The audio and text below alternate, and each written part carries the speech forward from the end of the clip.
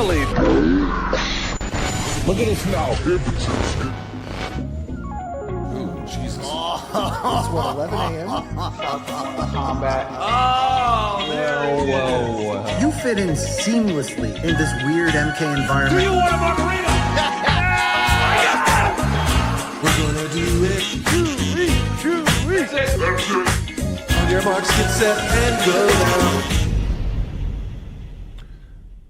It's August 28th, 2026, and if you've never seen the movie Predator, I look down on you. Hello, everyone. My name is Luke Thomas, and welcome to another edition of Morning Kombat. I join you, pardon me, from the capital of Los Estados Unidos, right here in Washington, D.C., joined by the, let's see, what do you want to call him? I've seen Predator. You can't look down on me. How about the bozo of Buckhead? He's my friend and Nicely yours, Jed Meshew. What's up, Jed? How are you, man? I haven't lived in, so I did live in Buckhead when I first moved to Atlanta, but I haven't lived there in like well over a decade. But, what are the, I haven't been to Georgia in so long. What are like the cool areas of Atlanta now? Do you know, like, you haven't been here, so you probably don't.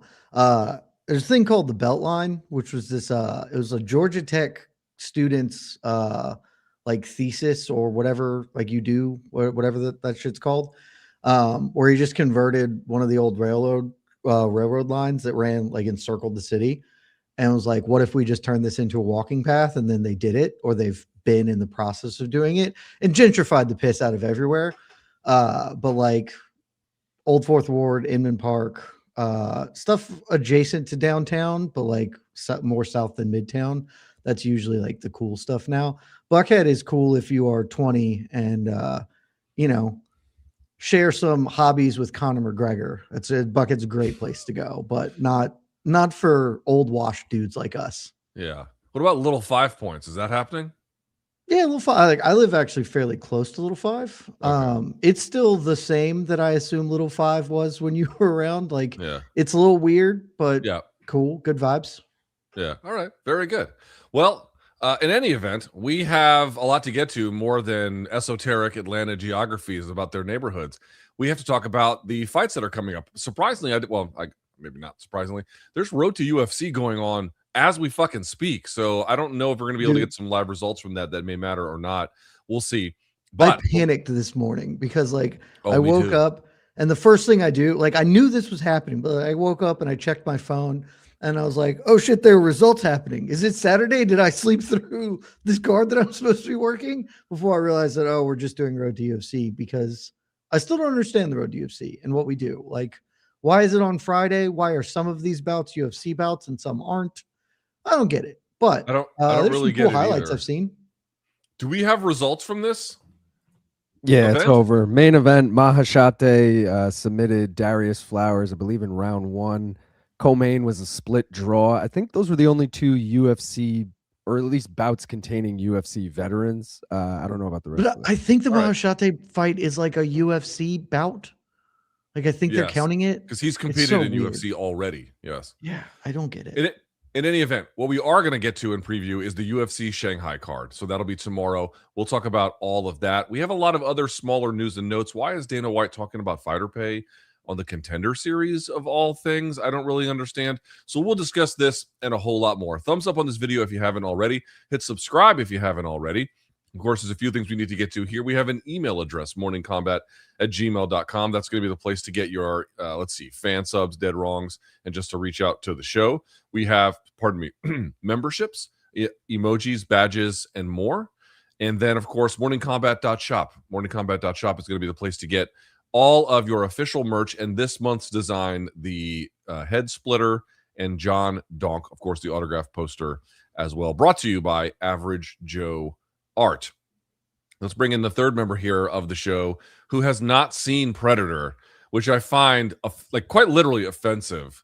It's Long Island Luke. How are you doing, you fucking heathen? I'm doing pretty good. You know, sorry, it had Predator in the title. I was told as a child to just stay away from those types of things. So I never got to see it. But I feel like there's a lot of movies. People were like, rank these 5 movies. And it's like 5 like classic movies. And I'm like, I've seen one of these guys. What's your most egregious omission that people like bring up to you when you Star say Wars? Probably Star Wars because my name is Luke, and people will be like, "Luke, I'm your." You've never seen any of the original Star Wars? Never seen any of them. Period. There's like 12 of them. I've never seen any of them. Holy shit! Yeah, I mean, I'm also like not a fucking nerd. Yeah. I mean, you're a nerd. What did you do when you were like homesick from school? Star Wars was just Rip the constantly bong, on baby. TV. Okay. And we got producers saying not missing much, talking about Star Wars. Y'all call me the fucking hater? You guys hate American fucking iconography. I mean, this is insane. Yeah, Star Wars is like one of the, I don't know, 10 seminal texts to humanity. Like it is one of the most significant pieces of pop culture ever. Like I think it's honestly fine if you haven't seen it. You should, I don't want to be Luke, you should see Predator because it's fun. Like Predator is a fun movie and you will enjoy it. Like not because Luke will judge you. I'm just worried you guys. I'm worried you guys have too much nostalgia for it, and maybe it doesn't hold up in 2026. What have you seen less? Movies from the 1980s or your girlfriend?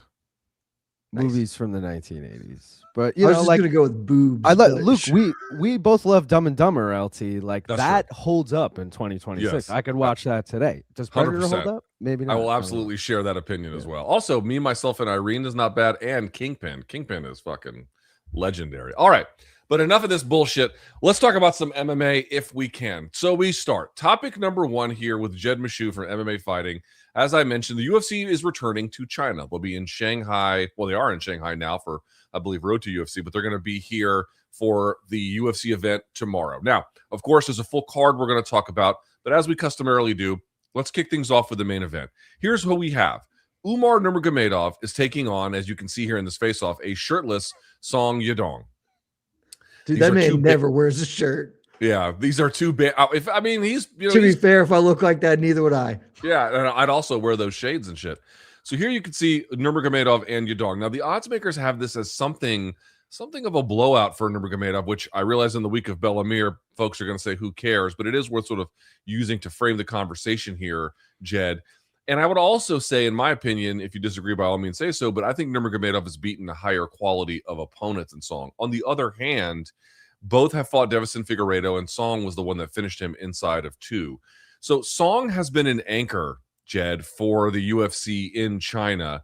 Does it feel to you like this fight was made just to keep Nurmagomedov busy while they sort the title fight? Like, what is the charm of this fight stated explicitly?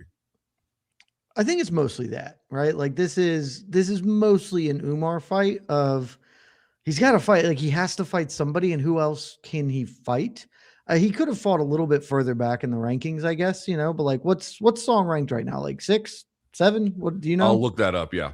Yeah. Like he could have fought like a little bit further back, but he's already beaten Corey Sandhagen. Sean O'Malley's just not going to fight him because they're both racing to the title shot.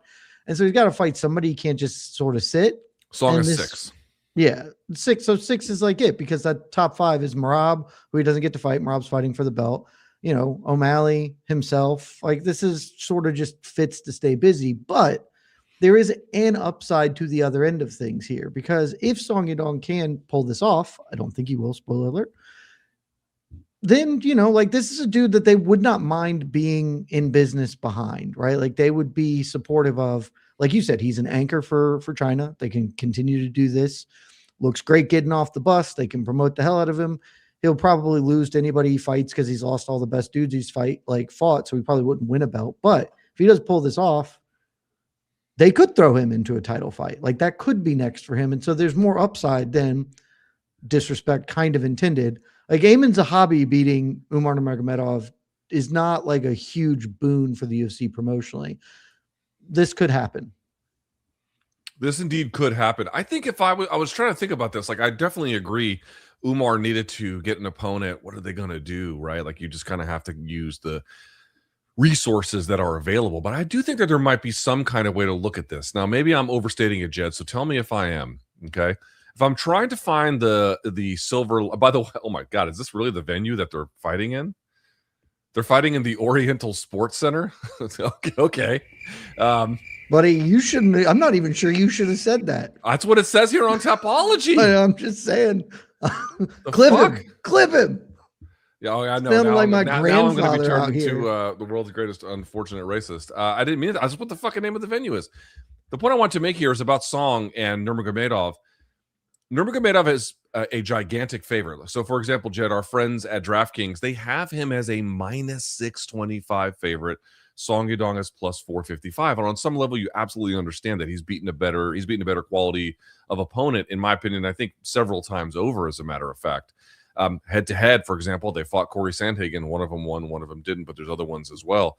The point I'm trying to make, though, is Song Yadong's takedown defense is actually pretty good. It's not lights out, but it's very, very good. He is a hard hitter. He doesn't mind contact. Is there some kind of question here about Nurmagomedov, namely, Jed, that they might be saying, you know what, he's still pretty reliant on control positions. What if we gave him a guy with good takedown defense, pretty good scrambling, and obviously a hard, aggressive hitter? Not that Umar has bad striking by any stretch of the imagination. He's very competent, particularly at kickboxing range. But that, you know, if you're really not able to leverage control positions consistently, what do you really have on the feet for a guy who's going to come after you? Is there something to be said for how these two match up in that particular way? I don't think that was the primacy behind booking this fight. I think that you can read it and look at this and be like, oh, this is at least an opportunity for Umar to kind of show out or show if he can develop around these. But like, I think I'm just significantly lower on Song Yadong than most people. And so perhaps that's coloring my perspective here. Shout out to Uriah Faber, who once got super mad at me for basically these opinions. Like, on paper, yes, Song should be able to, like, oh, he can stuff some takedowns. He's very athletic. He hits real hard. Like, that could be a problem, but it just feels like not correct. And like, yeah, he's athletic. He's got a pretty decent sprawl. He can turn off like the initial shot okay. But like, has he shown any? I mean, you talked about it with Islam. We talked about it with Islam thing. And this whole camp in general are so specifically smartly game planned that, like, in a way that I just straight up do not think Song Yadong will enter this fight, that this is significantly less of a question like, how does he handle these problems? I just assume those problems will get solved one way or another. To me, the question in this fight is, can Umar get his aura? Can he be cool again? Can he do something that will make people be like, oh shit, yeah, he's really good?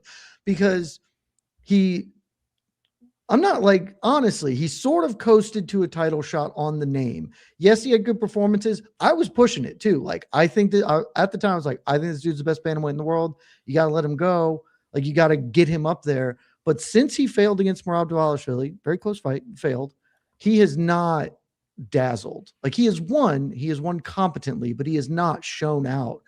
And to me, this feels like an opportunity of the elite guys in this weight class. This is the best chance you're going to have to really dummy somebody. And it feels like he needs that because he has lost so much like aura in the last two and a half years or whatever it is.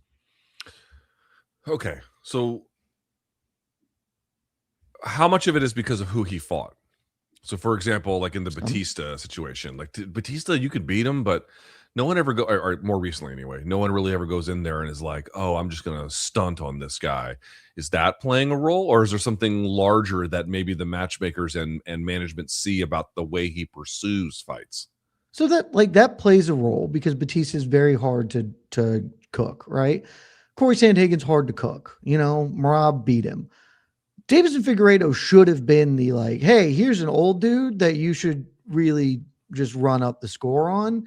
And he won. He was never in really consideration of losing it. But like, what is his last like epic performance? And this to me, again, maybe I'm wrong. Totally possible that this is like, let's see what he can offer against a guy who presents problems. I do not view this fight as Song Yadong presenting like genuine problems to Umar. Him winning is perfunctory to me.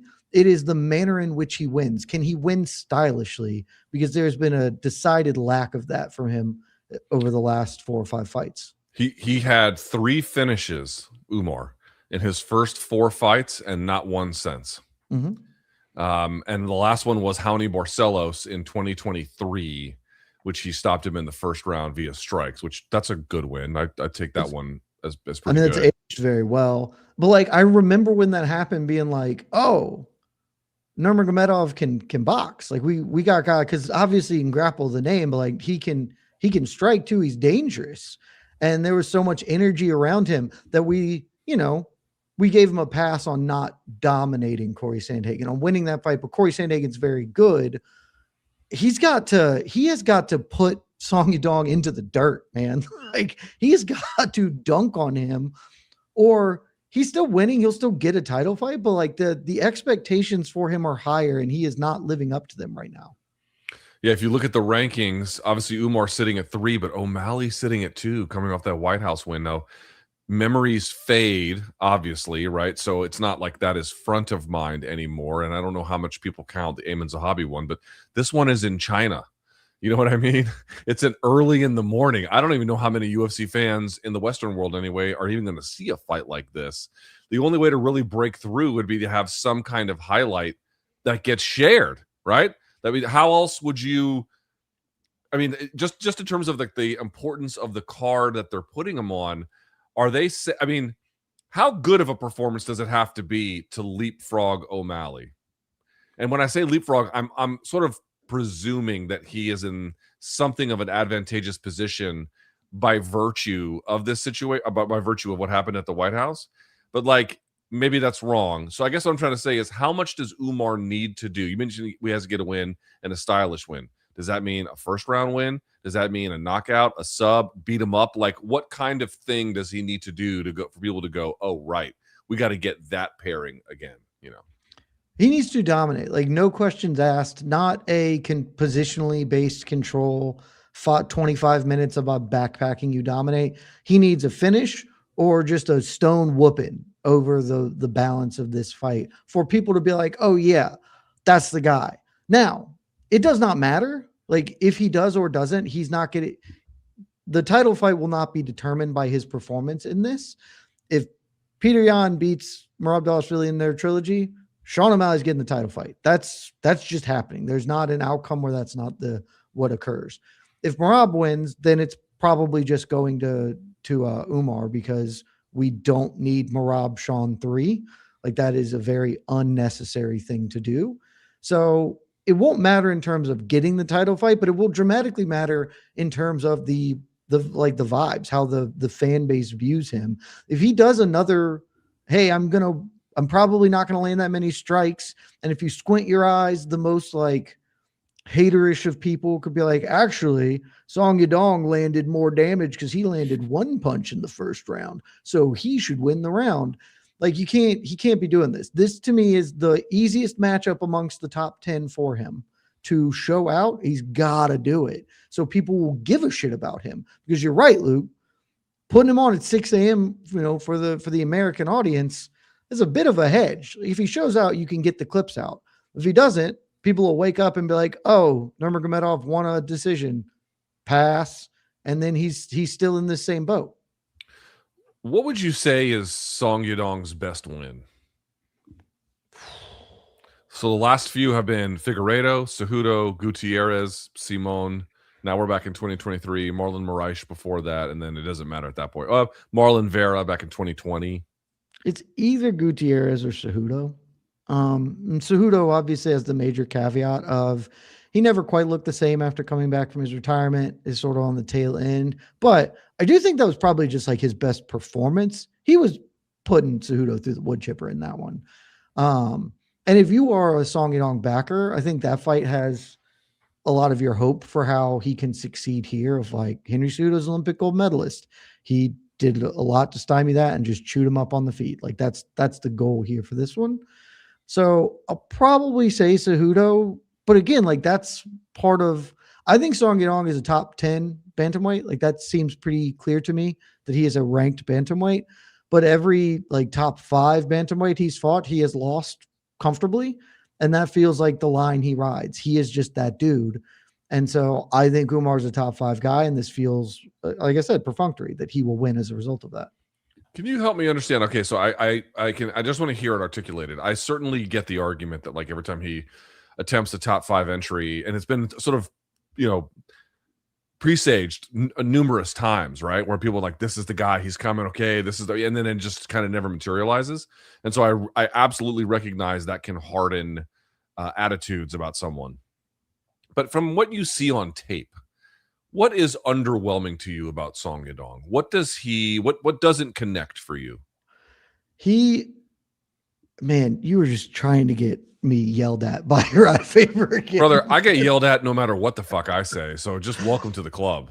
I will say that I thought against Sean O'Malley, he started to show some signs of development that I had not seen. It feels to me like he has plateaued. He has obvious physical gifts, right? Like very clear physical gifts, but he has like 3 ideas in how to use those gifts. And the best he can muster is to, if he gets behind or his A plan is not working, is to just do it harder. And I don't particularly think that like he ever enters. I never am dazzled, but like, oh, what a tremendous game plan he had coming in. It's like, yeah, you were explosive. You can rip some hard punches. You're pretty good at controlling where you are in the cage, not getting run around the cage. So you have the initiative that you want. But if you can't sort of explode into combinations and cover distance that way, like your footwork doesn't dazzle me. I thought that against Sean O'Malley, he like showed a little bit of improvement. The Figueiredo fight is just hard for me to make too much of, given where Figgy's at that stage of his career.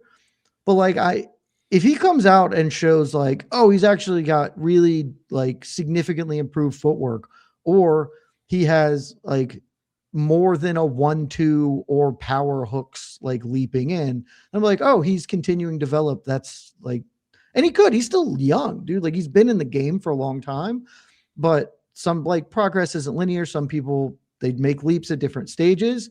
But like, I haven't felt like he has leveled up in his last 6 or 7 fights. It just feels like that's the Song Yadong we're getting. Long Island, you see these odds on this one. Is this a blowout? Do you agree with how they have set the lines? Yeah, I mean, I don't really see Song Yadong with a chance. I will just say when Usman Nurmagomedov fought his brother, I was like, yo, the under is plus money here. It's a 5-round fight. Fuck it, I'll take the under. I'm kind of feeling the same way with this fight. It's a plus money under 4.5. I know Umar's gotten what you guys said, like 5-6 straight decisions, but like I feel like he's due a finish. And Jed, you said this is maybe his easiest opponent in the top 10. Like, here you go, bro. Get your fucking finish. Him by finish is plus 215 on DraftKings right now, so I like that bet.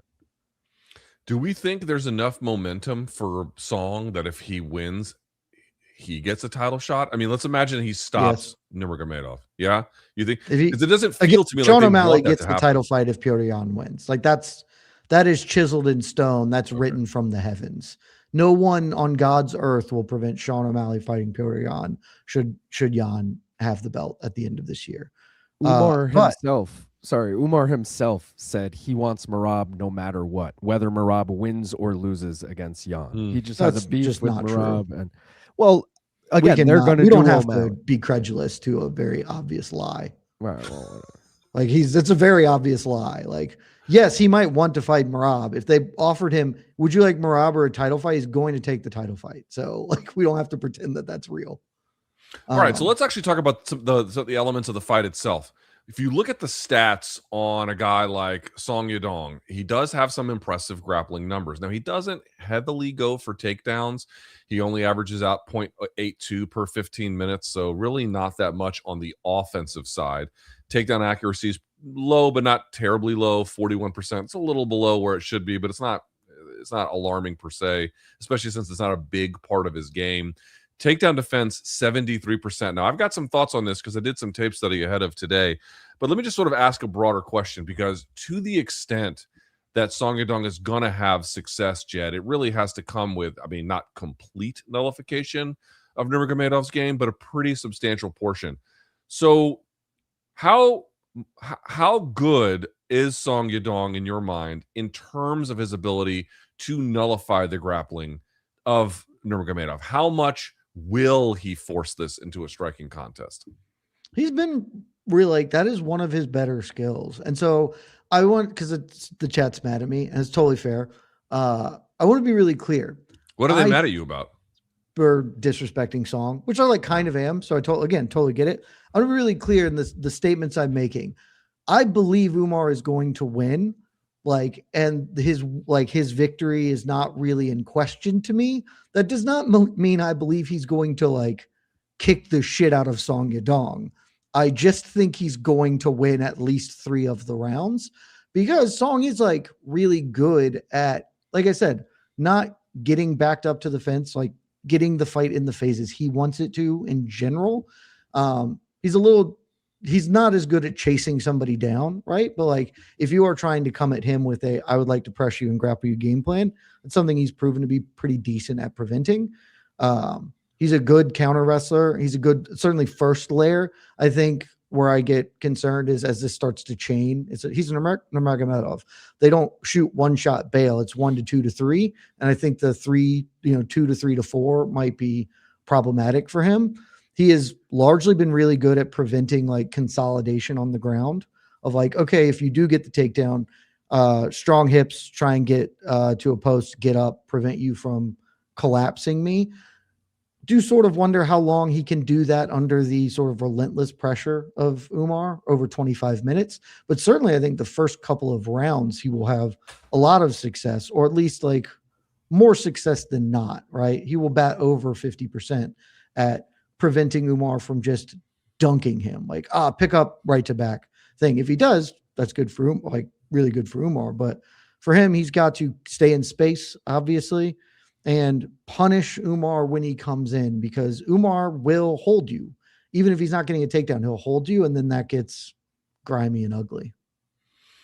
I will tell you something I noticed on tape study that I normally I reserve my time to watch tape for main events of numbered events, and Song Yadong is typically a little short of that, so I don't spend a lot of time looking into his game. I have noticed something about his game, and I would invite everyone who has a Fight Pass subscription or can see his fights on YouTube, pay attention to something. Song Yadong stands in the orthodox, so his lead hand is his left. This is my left hand, right? And he's got a dynamic left hook, particularly in combination. That's usually when you see it.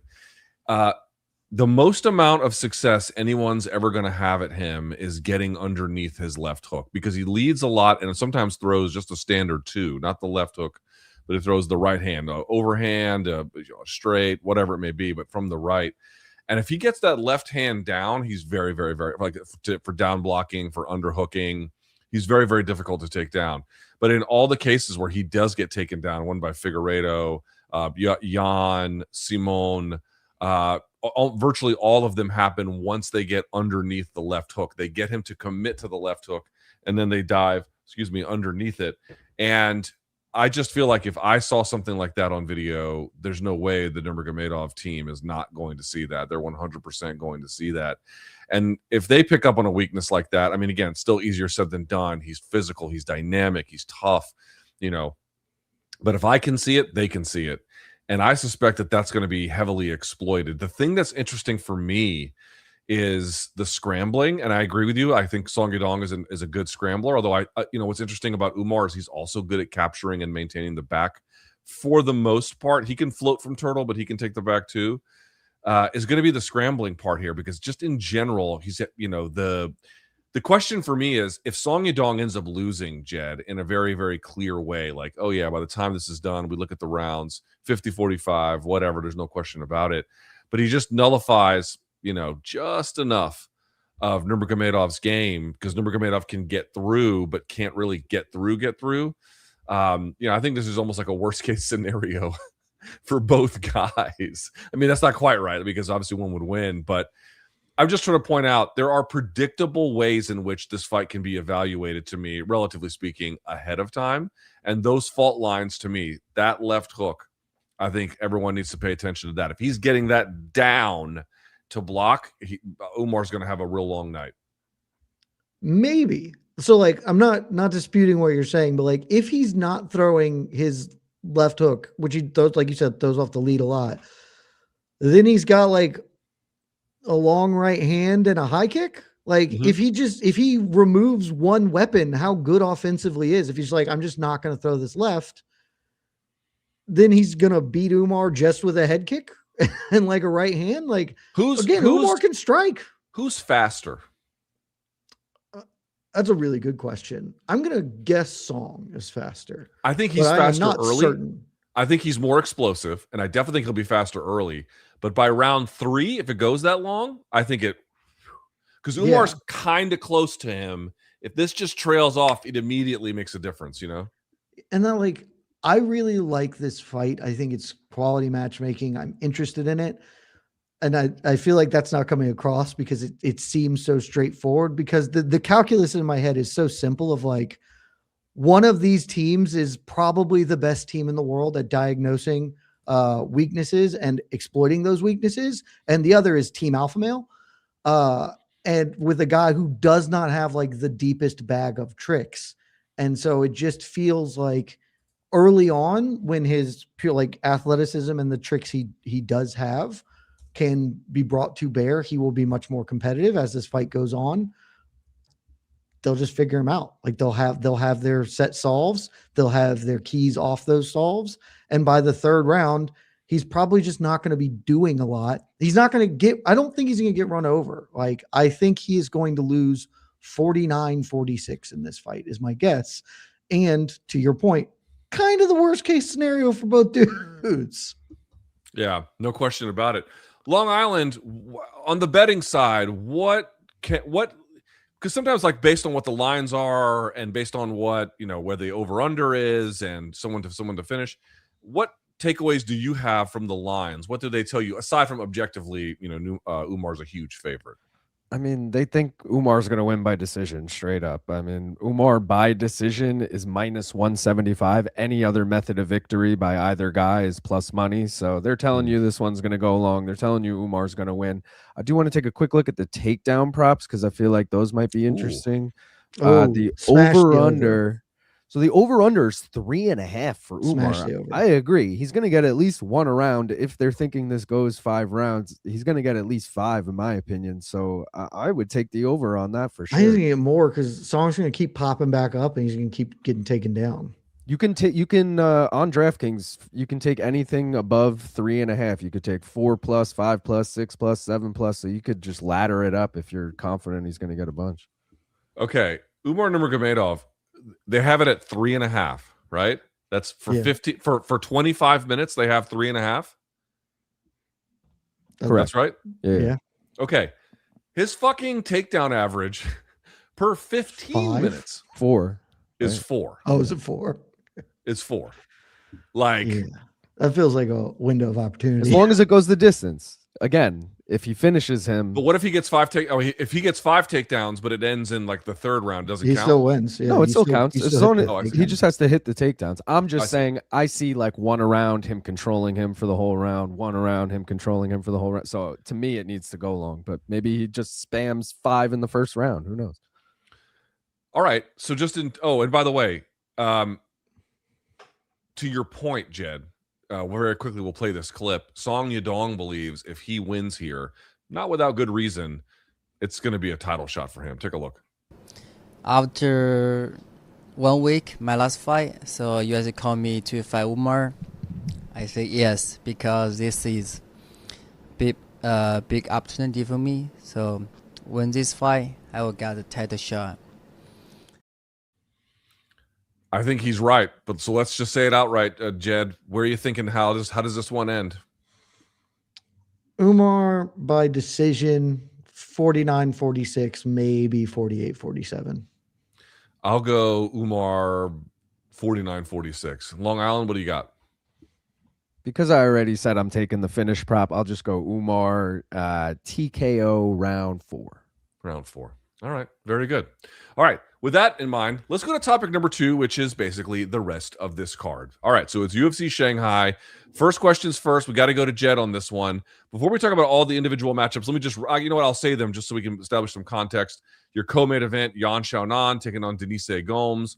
Aoriqileng taking on Kai Asakura. Of course, that's a 135-pound bout. The rematch between Alex Perez and Sumaderji. Liu Sei, please forgive me if I'm pronouncing that wrong. Levi Rodriguez. And then there is Bilal Hasan, fresh off of the Contender Series, taking on Nilson Rojas. Okay, rate this card for me. Jed? So a proprietary Meshew rating system for cards that aren't pay-per-views is the Fights Above Contender Series. And per my viewing, I think we're looking at between 5 and 6 Fights Above Contender Series. Like the top 4 fights are quite good. I enjoy them. They're not like the best fights in the world, but they're all strong. There are a couple of bright spots or prospects that I'm interested on the undercard.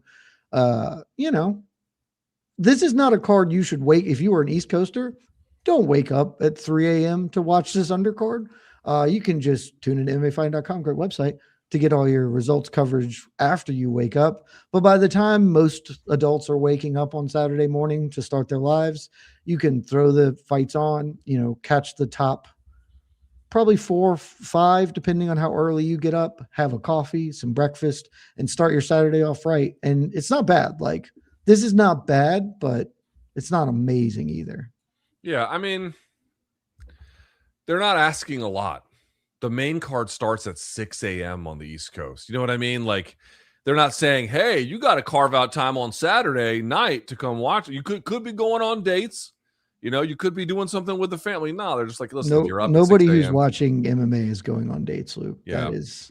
It wasn't always this bad, but it has become this bad, hasn't it? Where it's like, since when did the MMA fandom just become the giant no fucking section? That's a weird one for me. It might have always been. I don't know. I got married while I was watching MMA, motherfucker. How's that possible? You're 6'4", and that helps. Just being tall helps in life. The rest of us fucking peons down here in the sub 6 it's tough going. You got to figure it out. It's true. It's true. Being tall has conferred enormous advantage in that regard. Okay, but neither here nor there. The card itself is what it is, but they're not asking a lot. Maybe it'll have. I think it'll be fun because, like, Luke, I don't know if you noticed this. There's only one heavy fight above welterweight on this card. There's one light heavyweight fight. Everything else is 4 flyweight or 5 flyweight fights. I don't remember. Bantamweight, but women's strawweight. That's the way to make a fun card, is just avoid heavyweights, and they've done it. Just don't put anyone over 200 pounds on your fucking card. That's basically the idea. All right.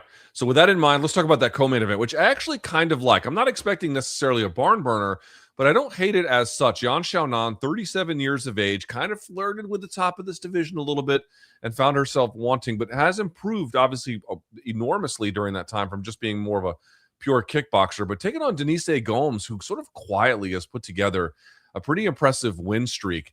The odds from our friends at DraftKings, they've got this one really, really close. Yan Xiaonan at -135. Denise Gomes just behind at +130. I got to tell you, I'm going to say it straight up, Jed. I'm picking Denise Gomes. She's not as slick by any stretch of the imagination as Xiaonan, but Xiaonan is sort of inconsistently appearing. While I do appreciate her well-roundedness, and I do think she could make it tough, Gomes has a way of pressuring into body locks, pressuring into a big overhand, into body locks. She's got good takedowns and trips from there, from the body lock itself. I think she gets the job done here. Do you share my appraisal of Gomez? It's Denise Gomes. Please forgive me. Do you share my appraisal of him, or am I missing something about, yes, a 37-year-old Yan Xiaonan, but a better Yan Xiaonan in terms of the highest level of who they've beaten? Yan Xiaonan has certainly beaten better people. The fact that she's 37, she hasn't fought in 15 months, 16 months, something like that, is concerning. The Gomes is questions to me, all right? She looks good, and we'll talk about this later with Itauma and sort of several of these other fights. She looks like she has the goods, which is awesome. This weight class could use all the people it can get who are young and talented. But Yan is certainly a little bit more proven. And I'm interested, of the people Denise Gomes has beaten, let me actually pull this up right now because I was thinking about this earlier.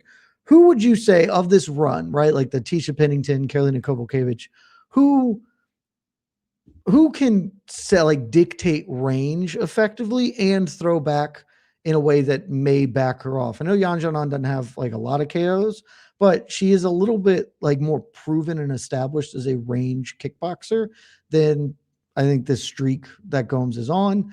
And so I'm gonna pick Gomes to win. Like I think she is going to get it done, but I lack the confidence it sounds like you have because call me crazy, blowing the doors off Elise Reed isn't quite the same as like, giving Zhang Wei Li like a competitive first round. The rest of that fight wasn't, but it's there are levels here, and I just haven't seen it from Gomes yet. You're muted, bud. Yeah, you're muted, LT. Sorry, I didn't mean to hit it. I do not see any one weapon that Gomes has that I'm like, wow, that's so. How they're going to solve for this? She's more of just like, the tide coming in, where it's like the wave crashes, and each wave is not necessarily that bad, but then one kind of catches you by surprise, and then all of a sudden you're a lot more tired, you're a lot more into this fight than you thought you were. She kind of is like a little bit like quicksand in that way. She'll accept pressure so she can blitz. You know what I mean? The other thing for me is 37-year-old Yan Xiaonan, again, I do think certainly has a better pure kickboxer by quite a wide margin. Dude, Denise Gomes, 26, very, very young to be in this position. I like the youth in that sense. And the other part too is her ability to take people down, Jed, is not like overwhelming, but her ability, and I hate to say it this way, but it kind of just is what it is. She kind of stalls out the fight a little bit in the clinch. Now she'll get takedowns from the clinch, and then she loves to work on top. So like, it's not like there's nothing that ever happens. So she goes there and hides. No, but she'll force it there for like long periods just to wear the person down, get them to, to drain them a little bit, get them thinking about the body lock on the next sequence that might happen, occasionally get the takedown. And I just feel like she might lock up Yan Xiaonan, who's been inactive, who is a lot older, not by technical mastery per se, but just kind of brute force and Pressure uniquely force. applied. Just go full erosion, pressure. Yeah, like force. just a SWAT team beating down a door, Yeah, like that's the thing. I'm going to pick her, but this is a good fight to see. I forget who it was, but somebody years ago and so this may have changed slightly, but in fights where there's like over a 10-year or 10 years or bigger of a gap, the younger fighter wins like an absurd percentage of the time. And that makes sense. That passes sort of the sniff test. And that is the main concern I have. If you are like a believer in Yan, who is she's still the favorite. She's still minus 135. Is that what you said? Yeah. Mm-hmm. Like if you're a believer in her, you are really closing your eyes and just pretending not to see the super long layoff, the fact that she's 37 fighting a significantly younger and straight up more dangerous opponent. Again, she's beaten better ops, but Denise Gomes, like she has a hammer and Yan doesn't really have that sort of weapon in her toolkit. But like that's why I think this is a good fight. Like this is prospect development in not even prospect development. This is testing out your prospects to see how far you should push them, at what rate you should push them. It takes us to the next bout at 135. Aoriqileng at plus 350. Taking on Kai Asakura. Ready for this? Minus 455. Not quite the favorite that Umar is in the main event, but not too far behind it. At 135, I got to say, I like Asakura a little bit better, at least against this caliber of opponent, Jed. Maybe not so much the top of the division. He just didn't seem to have exactly what he needed at 125 against the elite there. And maybe he won't have it at 135 either. But again, against this, he was fighting Pantoja at 125. Well, now he's at 35, but he's fighting Aoriqileng. He's heavy-handed at this weight class. His power carried from 25 to 35. He obviously is a bite down on the mouthpiece guy. I do think for the most part, he's got pretty good defensive wrestling. Again, especially against this quality of opponent. I see the odds here as completely indicative of the way this one's going to go. Any difference from you? It maybe is a touch heavy, but broadly speaking, yes. I think the move to bantamweight is significantly better for him. He was a little bit slow at flyweight, just compared to the other people. And so shifting up here, that's mitigated. Certainly his power carried, which is like the biggest, that's the trade-off. You move up in weight, you should be faster, but you actually are not as powerful. That seems that he's gotten all the benefits in moving up. So this feels like the right weight class to me. He is getting a fairly softball of a shot here. Like he's a minus 500 favorite or whatever, like this, they're not tested as him real hard in this one. That being said, he is still like a little bit of a blood and guts fighter, you know, and Aoriqileng can pop, like he can swing a hammer too.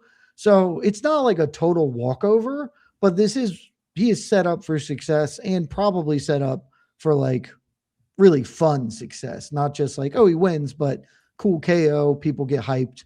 Now we start letting our imagination think about what, you know, this former Ryzen guy could do at 135 pounds. Alex Perez at plus 180 takes on Sumu Derji.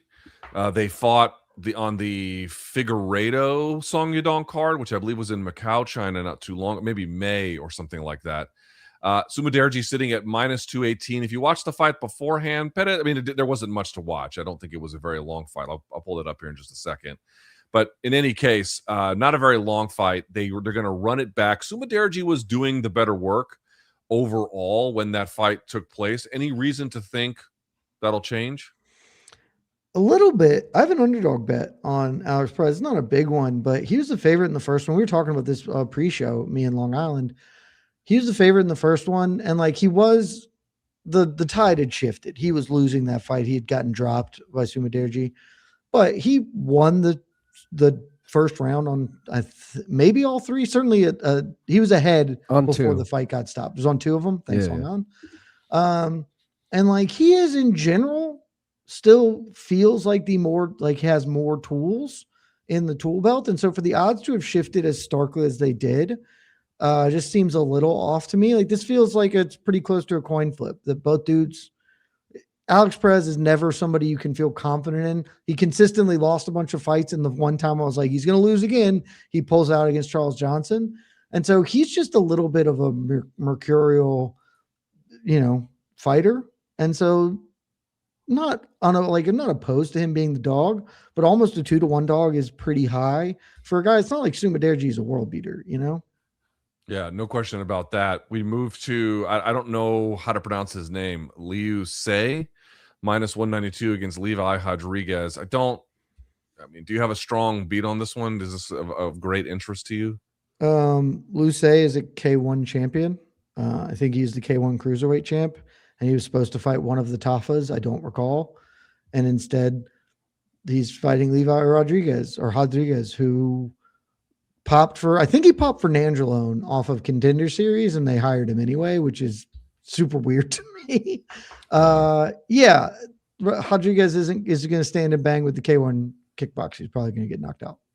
And by the way, it should be Say Lu because they put the last name first. So apologies for that. The one that's a little bit more interesting to me, Bilal Hasan, 9-0, fresh off the Contender Series, a guy who does look to me, again, everyone's going to say yes, but look at the level of competition. Of course, we all have to have some modest expectations, but looks to me like a very natural striker that he just sort of very, very easily can find distance, range, and timing.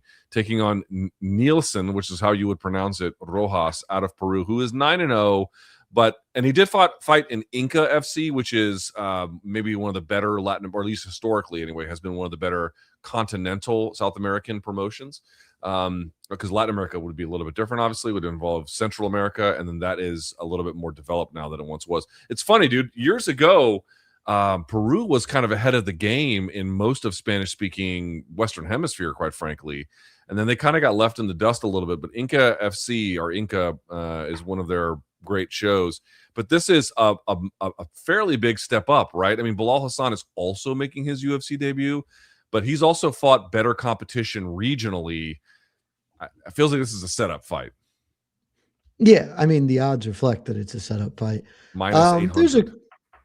There's a concern that, one, nobody who has this few fights should probably be that big a favorite in general. But, like, there is a concern that he's coming off a very fast turnaround and, like, you know, athletes peak and they get ready. And so maybe won't be at his apex because he didn't have, like, a full camp for this fight or whatever. He's just fighting off the couch. Not quite the same, but you get the point I'm driving at here. But, yeah, from what I've seen of Nilson, however you said I'm supposed to say it, I don't care. He seems like he probably does deserve to be here.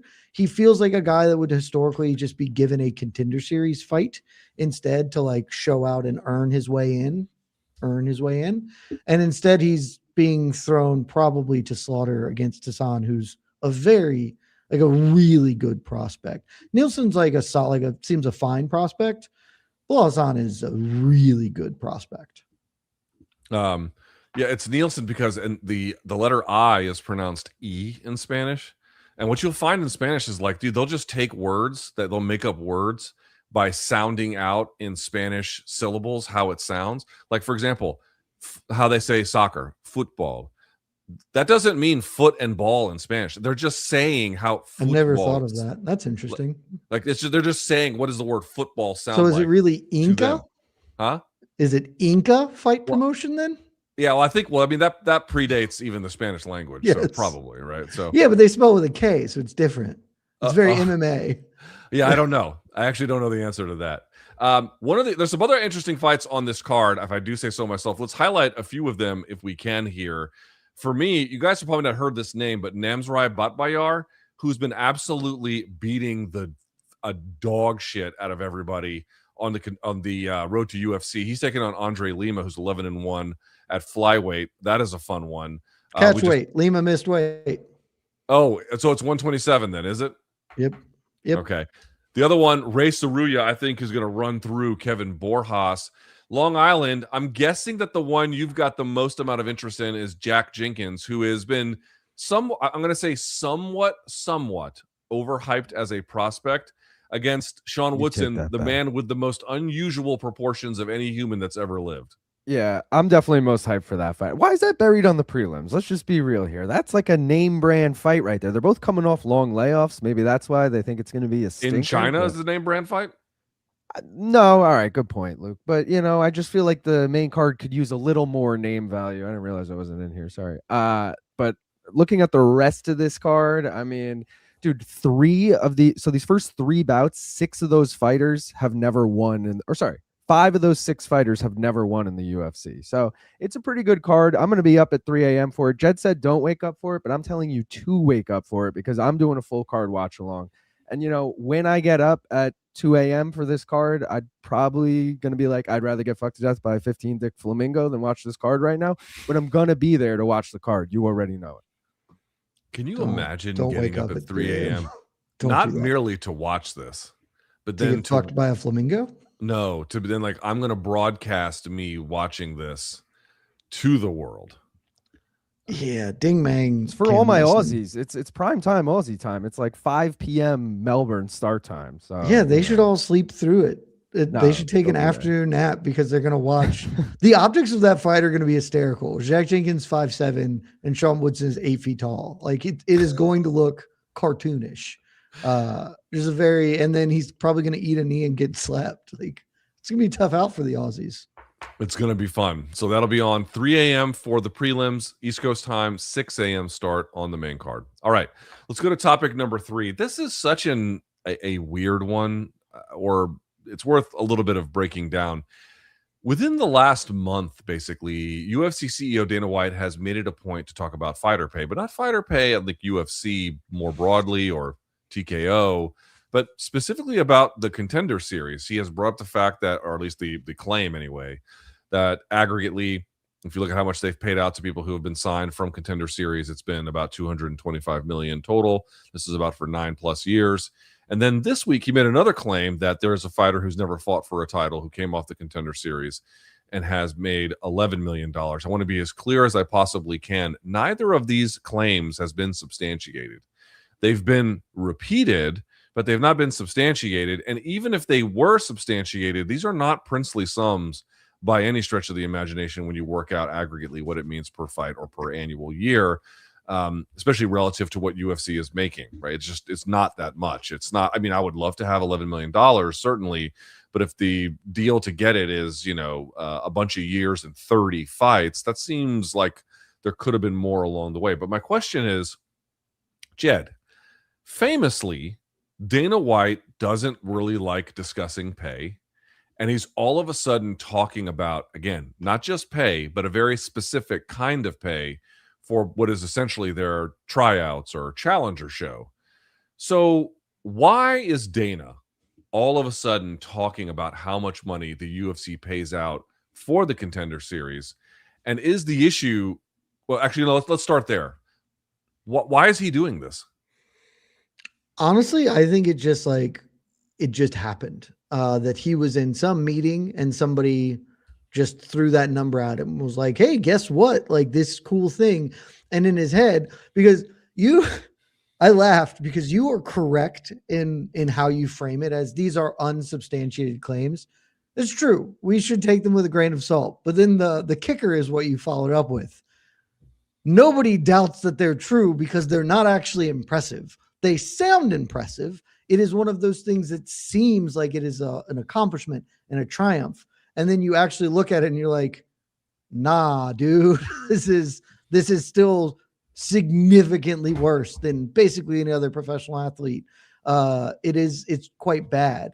And so I think that honestly, what happened, he was in a meeting or something. Somebody was like, hey man, they were talking about Contender Series and someone threw this number and he was like, I'll throw it out because got him. Like, look, $200 million. We've done it. Never, no matter that Wimby himself signed a $200 million contract for 5 years instead of 9 years or whatever. He just thought it sounded good. And so he said it. And the same thing with the 11 million one. My favorite part of the 11 million thing, Luke, the best part of it is he is saying this is a triumph of how great Contender Series is. And this isn't necessarily wrong, but unsubstantiated, it seems that the $11 million man is Kevin Holland, who they famously did not sign off Contender Series, who fought on Contender Series and they were like, pass. And then he's the guy who makes it in and makes $11 million. Again, I don't think that we need to read too much into this. You can, and maybe I'm wrong, but it just feels like he thought this number sounded good and it'd be an easy layup win. And so he threw it out. I don't know why he said it. As a matter of fact, for context, we actually have the video. I have a theory that I'd like to float to you. Let's take a look at the actual thing that he said, and I want to tell you what's on my mind. And, it's funny. One of the guys, when I told you guys last week that, this show has paid fighters that have come off at like $225 million over the last 10 years. And one of the guys that never fought for a world title has made over $11 million. So staying active and keeping yourself out there and in everybody's face is not only good financially, but you have a very limited amount of time to make a lot of money in any sport. So staying active is the move. I love it. Very weird to be like, you got to stay active when the UFC is booking champions one at most 2 times a year. A separate conversation. Let me tell you where my head's at. Don't know this. Can't prove it. Can't assert it as a fact. Not asserting it as a fact. Just a hypothesis. Okay. My hypothesis is that this is something related to a potential upcoming hearing on the Hill.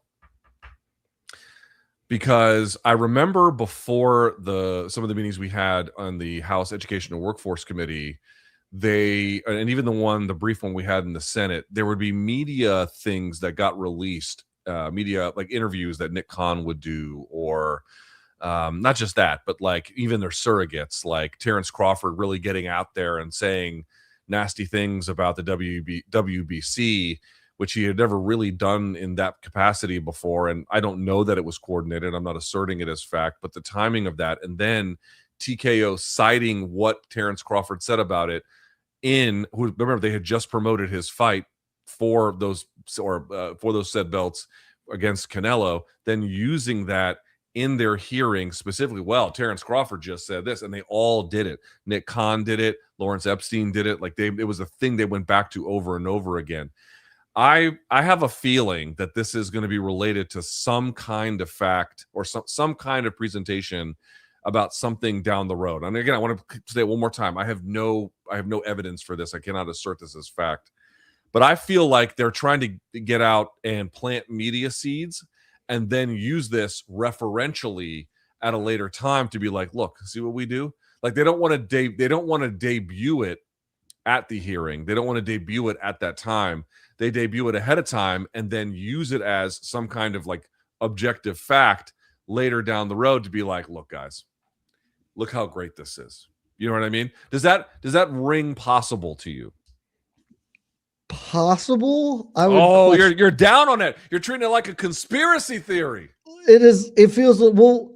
Maybe I'm giving them too much credit, because if you're like semi-legal procedure is all right, let's float a test balloon that we pay all this money, but literally any bozo on the internet within 5 seconds can be like, that's actually not that much money. That doesn't feel like a good, like, sound strategy to do. Bro, it got repeated. It got that 225, not the 11 million figure so much. Yeah. The 225 million, like, look at the way it's not the way that you and I responded to it. That doesn't matter. The way is the aggregator sites and the aggregator social media accounts. How did they respond to it?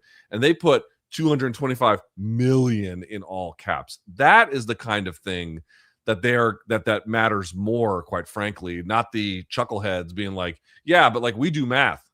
They don't, they are trying to reach the audiences where that doesn't matter. And then referentially, it also doesn't matter that, it got debunked or otherwise, re-indexed. But to what extent does winning the PR battle matter for like a hearing or, talks on the Hill or whatever? Like I'm not there. I'm not saying it's impossible. It feels more like sort of to what I was saying, like they were doing some internal prep for something. And we're like, hey, look at this number. And he rode that off for the 220. Now the 11 million thing, I'm much more open to that being like a bit of intentionality, but not directed how you said. Cause like you watch that clip, that just looks like Dana is subtweeting every fighter who fights once a year, or like every champion to be like, hey, you should try to fight more because that's the best way to go about things.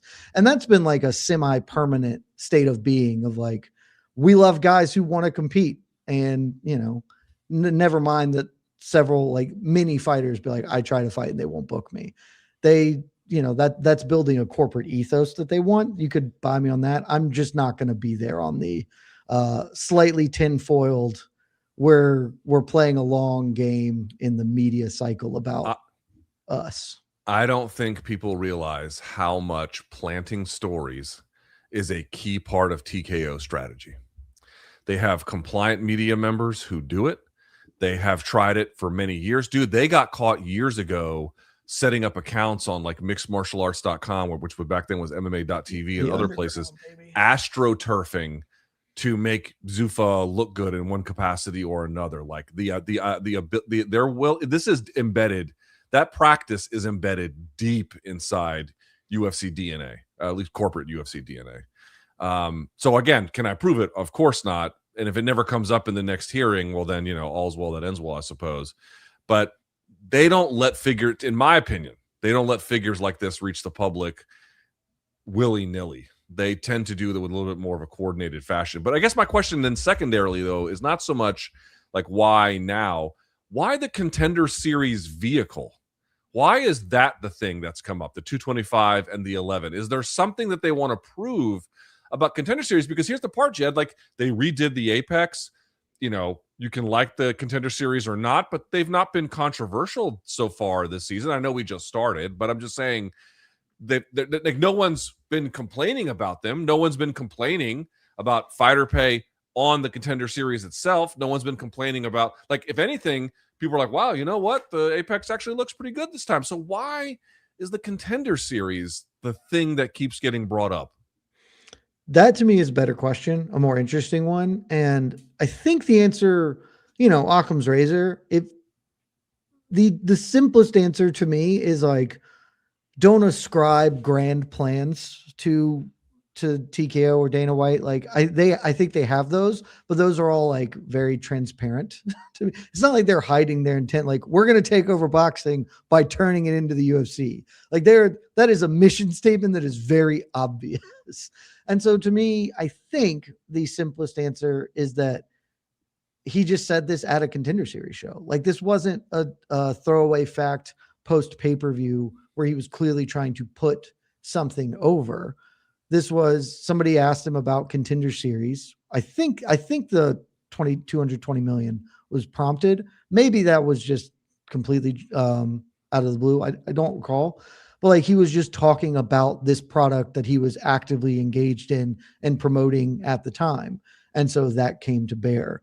But I mean, they really are behind it in general as a thing. Like this is it's not their flagship brand, but it is one of the biggest things that they have going for them as far as promotionally. They are constantly selling it. They constantly tell you how many guys on the card were fought on Contender Series. Famously on the board, the fight board in the UFC offices, there's a Contender Series tag for X things. They are constantly telling you how many champions have come from the Contender Series, what it means. And maybe that's all just long-term promotion to sell the Contender Series show outside of as part of the broadcast package for the UFC. I'm not really sure, but they constantly promote this thing as a huge piece of the UFC, not just like, that's our feeder league, who gives a shit.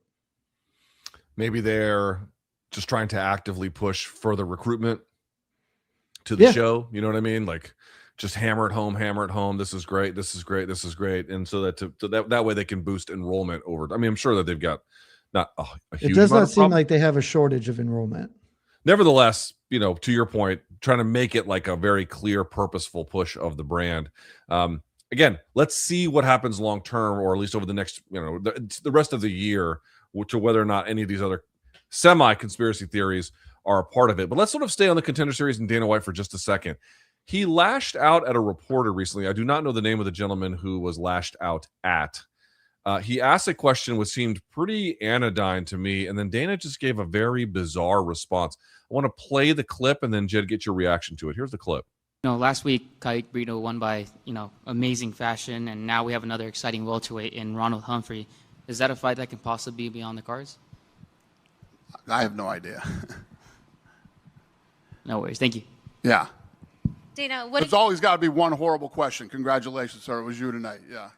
I hope mine's not horrible, but Me too. Now that you're First of all, I love the next person being like, I hope mine's not horrible.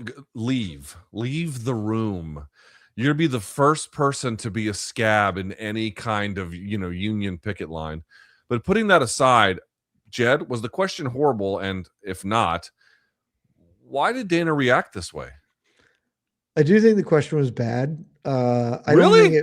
don't think it was bad in the terms of like he should be upset, but like you have Dana White there, you could ask him any question in the world. Hey, this guy who fought tonight, do you think he might fight this guy who fought last week? It's just like who cares? Just truly who cares? But like that doesn't, I want to be clear. In my opinion, it's a bad question. It's not a question that should get you yelled at. Like it's just his first response was correct. I have no idea. And then silently stare at the man. That's okay. To then follow it up with you have the worst question of the week or whatever, that it's not great. I'm not going to clutch my pearls over this. This is Dana White. He's been abrasive and antagonistic towards anybody who doesn't do just the things he wants to do. And as the older he's gotten, the more antagonistic he gets, as people tend to do as they get older and crotchetier. Like, I want what I want, and if it's not that, I'm going to be a little more upset about it. Bad luck, not ideal. I'm not going to spend too much mental energy on this one. I didn't think the question was particularly interesting, but I thought it was perfectly suitable for this kind of environment. I mean, they're at a Contender Series post-fight press conference, and what's the point of asking Dana about matchmaking? I don't know how useful that can be, but by itself, asking the guy who is at least ostensibly the CEO of the company about a potential matchup between two interesting winners from the very franchise they're there to talk about is entirely reasonable in that sense. But I will tell you, dude, he doesn't want to do this anymore. Now, I'm not saying he doesn't want to do MMA anymore, although that could be true too. But at a bare minimum, like this press conference thing, I mean, how many press conferences, pre or post, do we have to see Dana White in 2026 phone his way through before you realize he doesn't want to do this anymore? I mean, do you remember the Belgrade one, Jed? Where it was like, some guy was like, hey, what other fights on this card are you looking forward to? And he was like, Dick and Balls versus Balls and Dicks. That's the one that I'm really got my eye. He had nothing to say. And there's been a bunch of these other ones where he he just had a very quick in and out. There was nothing to it. He doesn't want to do this kind of the job anymore. Can I say something, dude? What is Dana White worth? 500 million, something like that, right? Yeah. Wouldn't do this Jed. shit either, man. Jed, why are you working a job at 500 million evaluation if you don't like the job? Holy shit. What's the point of being wealthy to do jobs you hate? Look, Fuck. Look, you're not wrong, because if I had $10 million, you'd fucking never see me again. I would Yeah, not what the do a fuck? goddamn thing.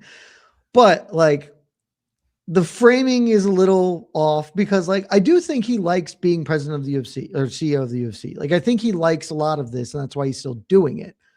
I don't think he likes, everybody has parts of their job they don't love, you know?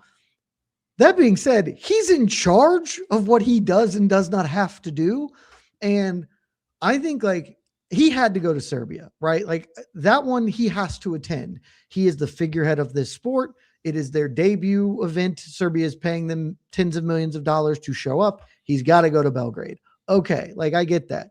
He has to do so, like it is the Dana White Contender Series. He has to show up to do this show, and he needs to go to some of these press conferences. Like this was the Bellamir press conference, or was it not the Bellamir press conference? I don't believe remember. this was, yes. This was. So like he had to attend this one because it's Bellamir, who he's super invested in. Okay. And then she loses. He's got to go do this. But Dana, let's talk, buddy. We're not friends. Like I think I hate you less than I used to.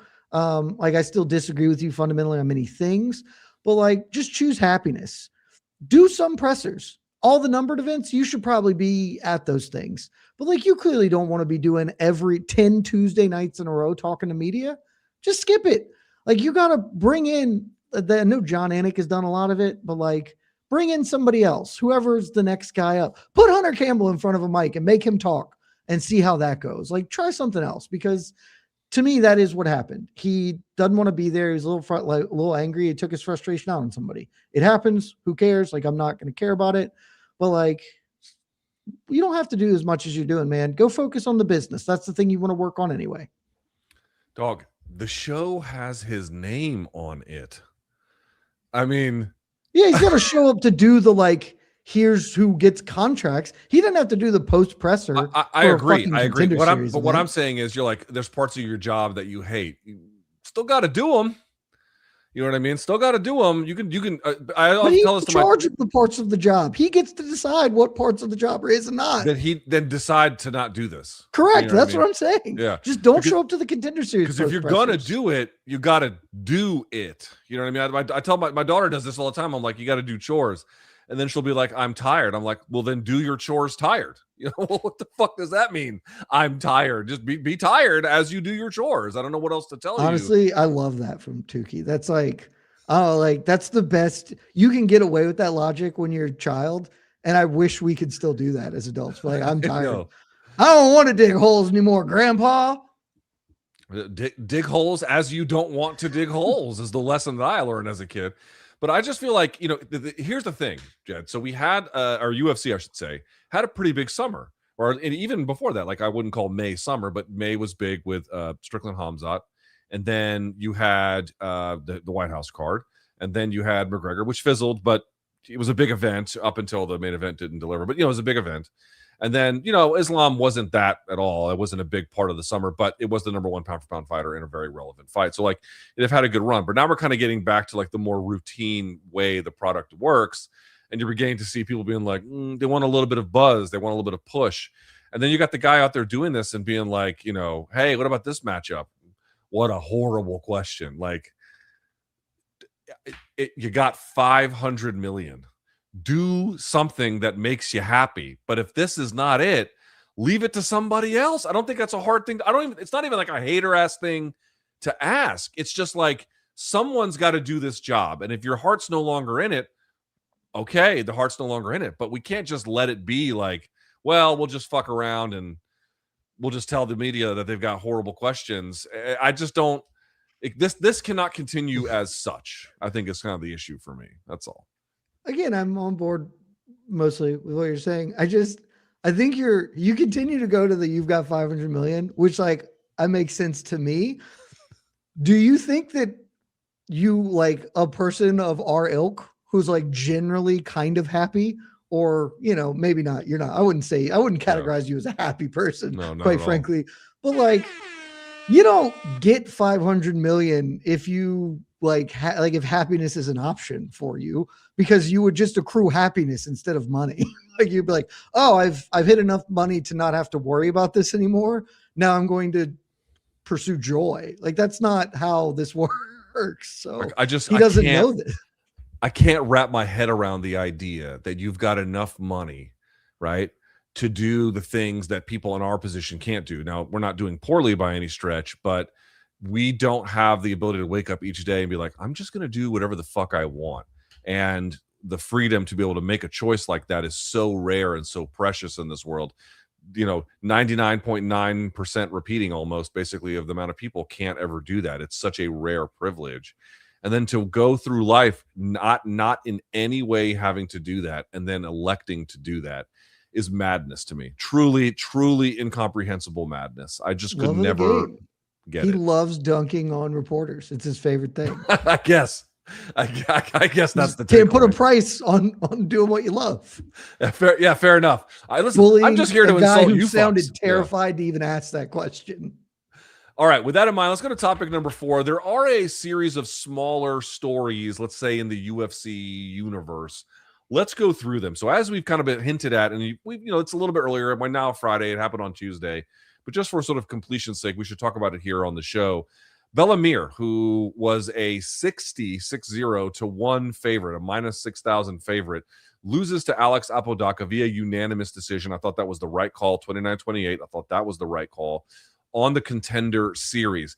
Jed, what's the right takeaway from what happened? That photo's harsh. I know, right?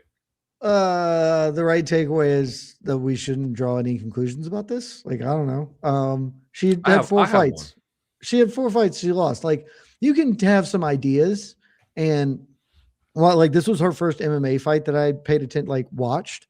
I'd seen some of her UFC BJJ stuff, and I'd probably seen clips of her MMA stuff, but I don't remember it.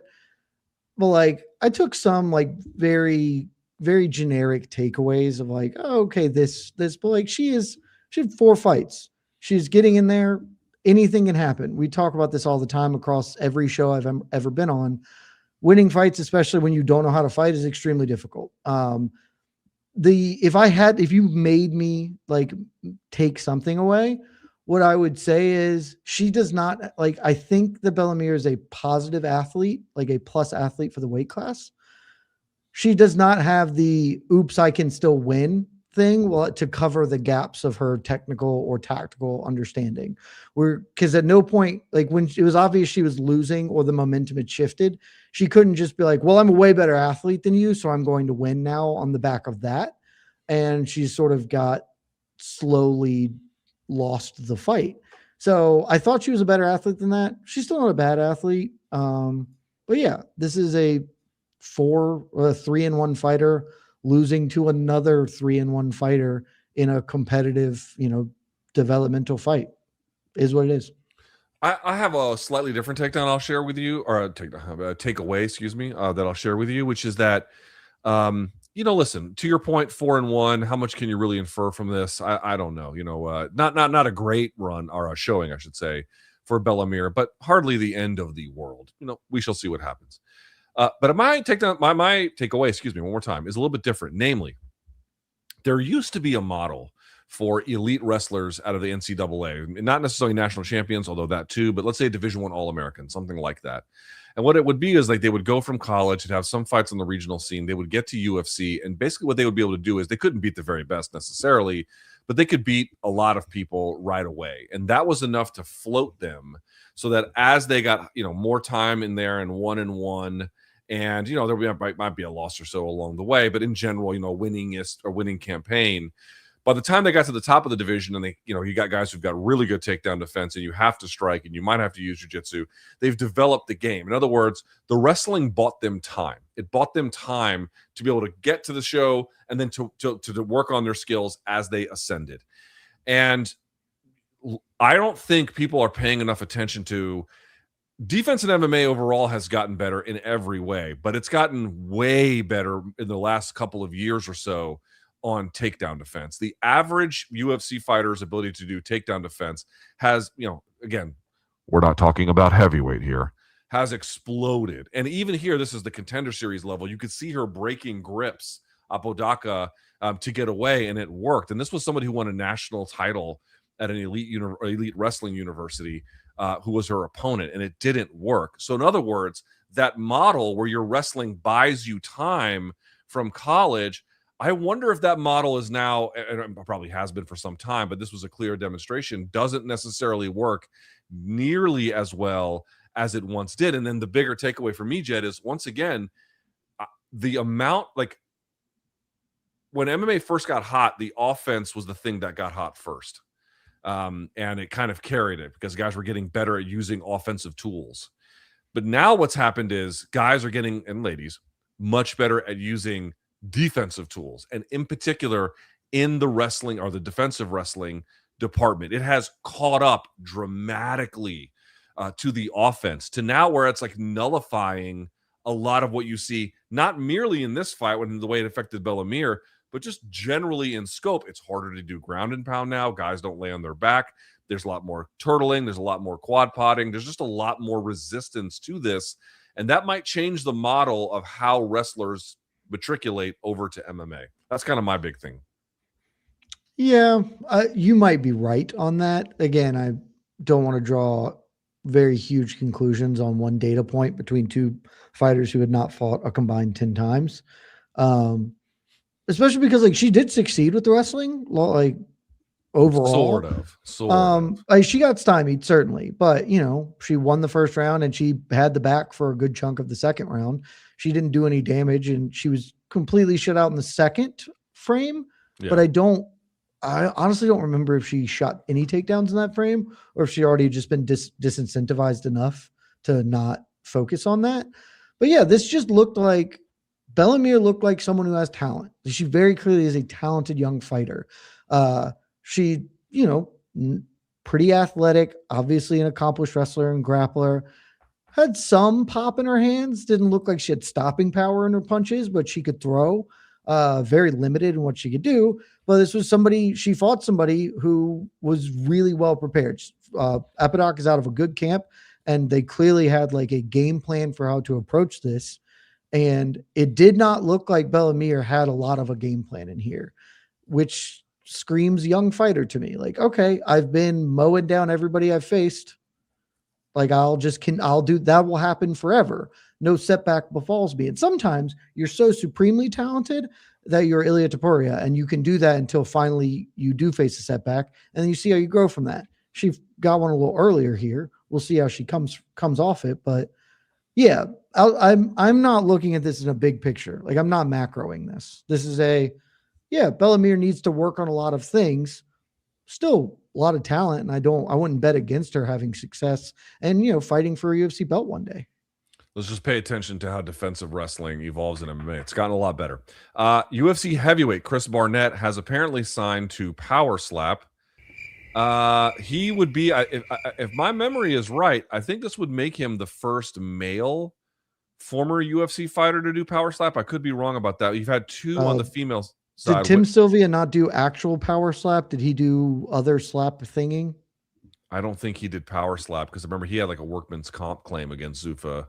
Yeah, it might not have been Power Slap then, but he did a slap thing. Do you remember Frank Mir broke his arm on an arm bar, but he didn't break it at the elbow. He broke it in the forearm, and then the screws were coming out, and he was GoFundMeing the cost of I looked it up. Tim Sylvia fought at Slap Fight, not Power Slap Fight. So I think he'd make him the first male one, and then there was Emily Whitmire and then Paige Van Zant on the female side who've done it. There might be some other ones. How much more common, Jed, is this going to become? I don't think it's going to be that common, but I mean, it will be more based on, I did not realize he was the first male fighter to sign with them. It will be more because it seems like Power Slap is the actual end of the combat sports road. Like you leave the UFC and a lot of dudes end up in BKFC, or you try and get like some boxing going on, maybe karate combat. Like that's the all right, the post UFC run, here's who will pay me some money to fight. And then once you get to the back end of it, when you can't get hired by BKFC or whatever, then you go to Power Slap. And so we'll get some of them, but I just can't, like, based on what we know, they don't pay well. And so I cannot imagine that many people will look at that and be like, I'm going to do that for this amount of money instead of just like get a job at Home Depot. Yeah, I mean, I don't think it's going to be common either, but I don't think this is going to be the last of them. It'll be more than zero. Yeah, for sure. Yeah. But also, this is just a bummer. Like, come on, Huggy Bear, do something cooler than this. I mean, where would he? Here's the thing. It's like Karate Combat. Put that man in Karate Combat. Yeah, but you have to. I mean, okay, you don't have to train for those, but you definitely don't have to train for Power Slap, do you? I mean, I don't know how you train for Power Slap. Maybe you do. I don't know how you do it. You know, you can train offense. You can't. There's no defense, so I don't know what you do there. What is going on with Tom Aspinall that he needs to release this statement about not leaving the UFC? Let me read it to you. I'm not leaving the UFC. I've never said I have in any interview, and any words that have been taken from others today are simply not true. We are talking with the UFC daily, and they will update you guys always. What the fuck is going on with Tom Aspinall, Jed? I don't know. There were like rumors floating around, but that was like deep internet rumors about like Tom's trying to get out of his contract or whatever. And that just feels like you shouldn't. He seems like he's just too online. So like Tom Aspinall, for being the baddest man on the planet, should just maybe log off for a little bit. Like, it's our jobs to be online to some extent. It's, you just choose happiness. Don't do this. But I don't know. And then it set this whole cycle of like, is he at odds with the UFC? Of course, that's exacerbated by the Eddie Hearn part of all of this. I did not see this coming, and it is weird because it seems like he is going to fight in the UFC. Probably before the year is out, he'll defend his belt against Cyril Gane. And so all of this was really strange to me. Do you think he'll fight this year? Yeah, I think he and Cyril Gane will fight. My guess is Madison Square Garden. That's not based on inside information. It just, they don't have that many champs who are like on a timeline to fight, and they've still got to fill up some pay-per-view slots. So MSG heavyweight title fight, I think that feels like the most likely outcome to me. Jorge Masvidal has hinted at a fight with Leon Edwards. What would you say your level of interest in is this for a three-piece and a soda about 7 or so years later? I might be the hot take here. I'm interested. I always like because that's a real grudge match. They sell us bullshit grudge matches all the time, and I don't have any truck with that. I just don't give a fuck. Like there's Strickland Hamzat, obviously pre-canned. Like, who gives a fuck? Like, I'm interested in that because that's a good fight. I don't need the grudge match here. But like, I do like when two dudes who genuinely dislike each other get to settle things out. And this fight should have happened years ago. It's not at its peak anymore. But Leon's just not fighting. So anything that gets him fighting again is okay by me. And Jorge Masvidal, sure. Like, what? This doesn't need to be the feature bout on a card even. But you let him fight. We get to square that up. We get to close the loop. I'm interested. Like, I would rather this happen than not happen. I think the whole thing is, well, you know what? Masvidal spoke about it. Let's hear what he has to say. And for your actual career, there's always a lot of talk of, potential return to the octagon. What is that like right now? What are the status on that? I've been talking to UFC. Could be this year, could be early next year. We've been talking for a little bit, and the numbers are getting closer and closer and better, so there might be some big news coming soon. And any opponents that threw at you already? No, none worth mentioning yet, Waiting for the right names and stuff, but once they give me the right name and the right number attached to that, you see your boy right back over here at the T-Mobile Arena. You want to finish the story with Leon Edwards, or what are you looking to do? Leon is definitely a prospect. Leon's definitely somebody that I would like to get back in and just close that chapter out, I don't hate it. I don't love it. I'm fairly neutral on it, but I'm not going to get out here and be like, oh, this is the worst idea I've ever heard. Other than to say, I will say this, after a bunch of, not a bunch, but some more recent high profile arrests, how old is Jorge Masvidal? Pushing 40. He is, let's see, Jorge. Jesus, my fucking keyboard is a piece of shit. Hold on. Jorge. I should have All looked that this up ahead of porn. time. I didn't. Jorge Masvidal is 41. I will tell you, my interest level in guys at 41 fighting in the UFC well past their due date, unless they're doing like a Jim Miller thing, is not high on my list. I think we are letting guys compete way too long relative to concerns about head trauma. Yeah, so I would never say this is high on my list, but the fact that Leon seems to be done, like his career is probably functionally over, whether it's actually over or not. He just does not seem like he's had any interest in fighting his last couple of bouts. Really good opposition, obviously, but still.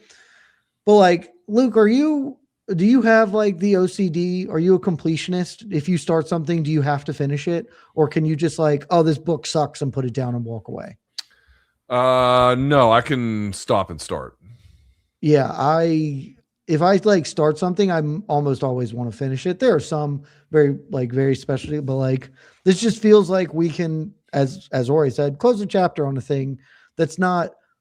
There was a big window for it, and for some reason it didn't happen. And then there was a stretch where like people threw it out, but Leon was the champ, so that was dumb. And now Leon's not the champ, and he looks like he might be close to washed, and Jorge probably is washed. So we're in the sweet spot. Pull the trigger on it. Let's go. Last but not least, in this particular point, Alexander Volkanovski said he's going to make Movsar Evloev strike with him. We've actually got this thing. It's going to be a striking fight because I'm going to make him. He basically says in this fuller interview, Jed, hey, listen, he's not making a claim that he's going to stop every takedown, but he is making a claim that, you saw Movsar strike it out with Lerone Murphy in his last fight, but he kind of chose to. That's not what's going to happen here. I'm going to make him do it. So I'm going to pose to you a question here. Let's say the fight goes the distance, and I'm not saying who wins or who loses, but that it goes the distance. And think about the reasons why it might go the distance. Okay, so let's think this through. If it goes the distance, what's the over-under on how many takedowns Evloev gets? 5.5. Ooh. One around. Plus one to grow on. You're saying the premise is if it goes the distance. If it goes the distance. Yeah, like if this were just the fight, I would set that number lower. But if it goes the distance, Evloev will have had some success. Like he will have scored. I really doubt this will be 25 minutes of pure kickboxing. Like that would really, really shock me. So he will get some success. And again, I think Volk is obviously a good defensive wrestler, like very obviously. His better strength is that he makes it difficult to consolidate position on the ground, and like he's just pretty squirrely. Get some takedowns, he'll pop back up. And so I'm setting it at over one around because I think if we're going 25, Movsar will get takedowns. He might not hold them, but he'll get some. Long Island, what's the over-under on how many takedowns in a scenario where the fight goes the distance? How many takedowns does Evloev get? Well, Volk's getting his hand raised, so I'm going to say no more than 3. Let's go. Ooh. Okay, per 15 minutes, and granted, we're not talking about guys like Volk, but per 15 minutes, Evloev averages 4.78 takedowns. That is a fucking shit ton.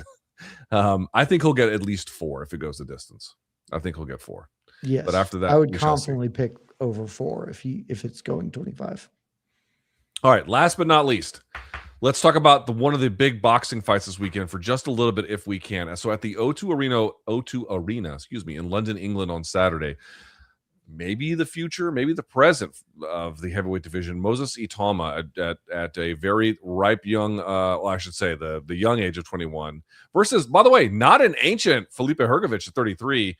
These two are going to battle for the vacant IBF heavyweight title. Now, much of this bout hinges on the expectations for Itauma, who is a minus 900 favorite against Felipe Hrgovic, who, by the way, is a good fighter. He gave Daniel Dubois a tough fight. He has Olympic pedigree.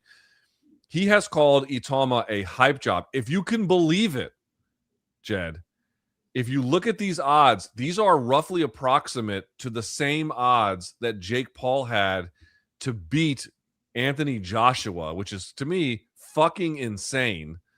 So let me ask, Is the framing that Itauma has really only beaten aging heavyweights fair? And if so, what kind of threat does Hrgovic pose?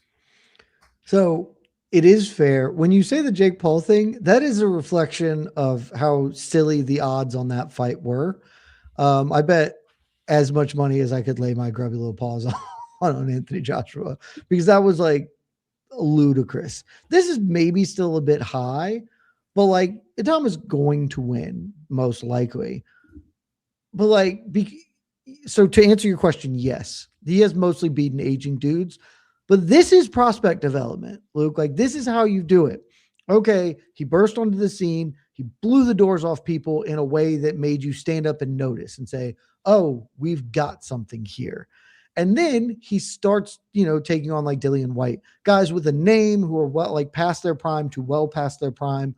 But again, it's one thing to fight those guys and win. It's another to put them to the sword.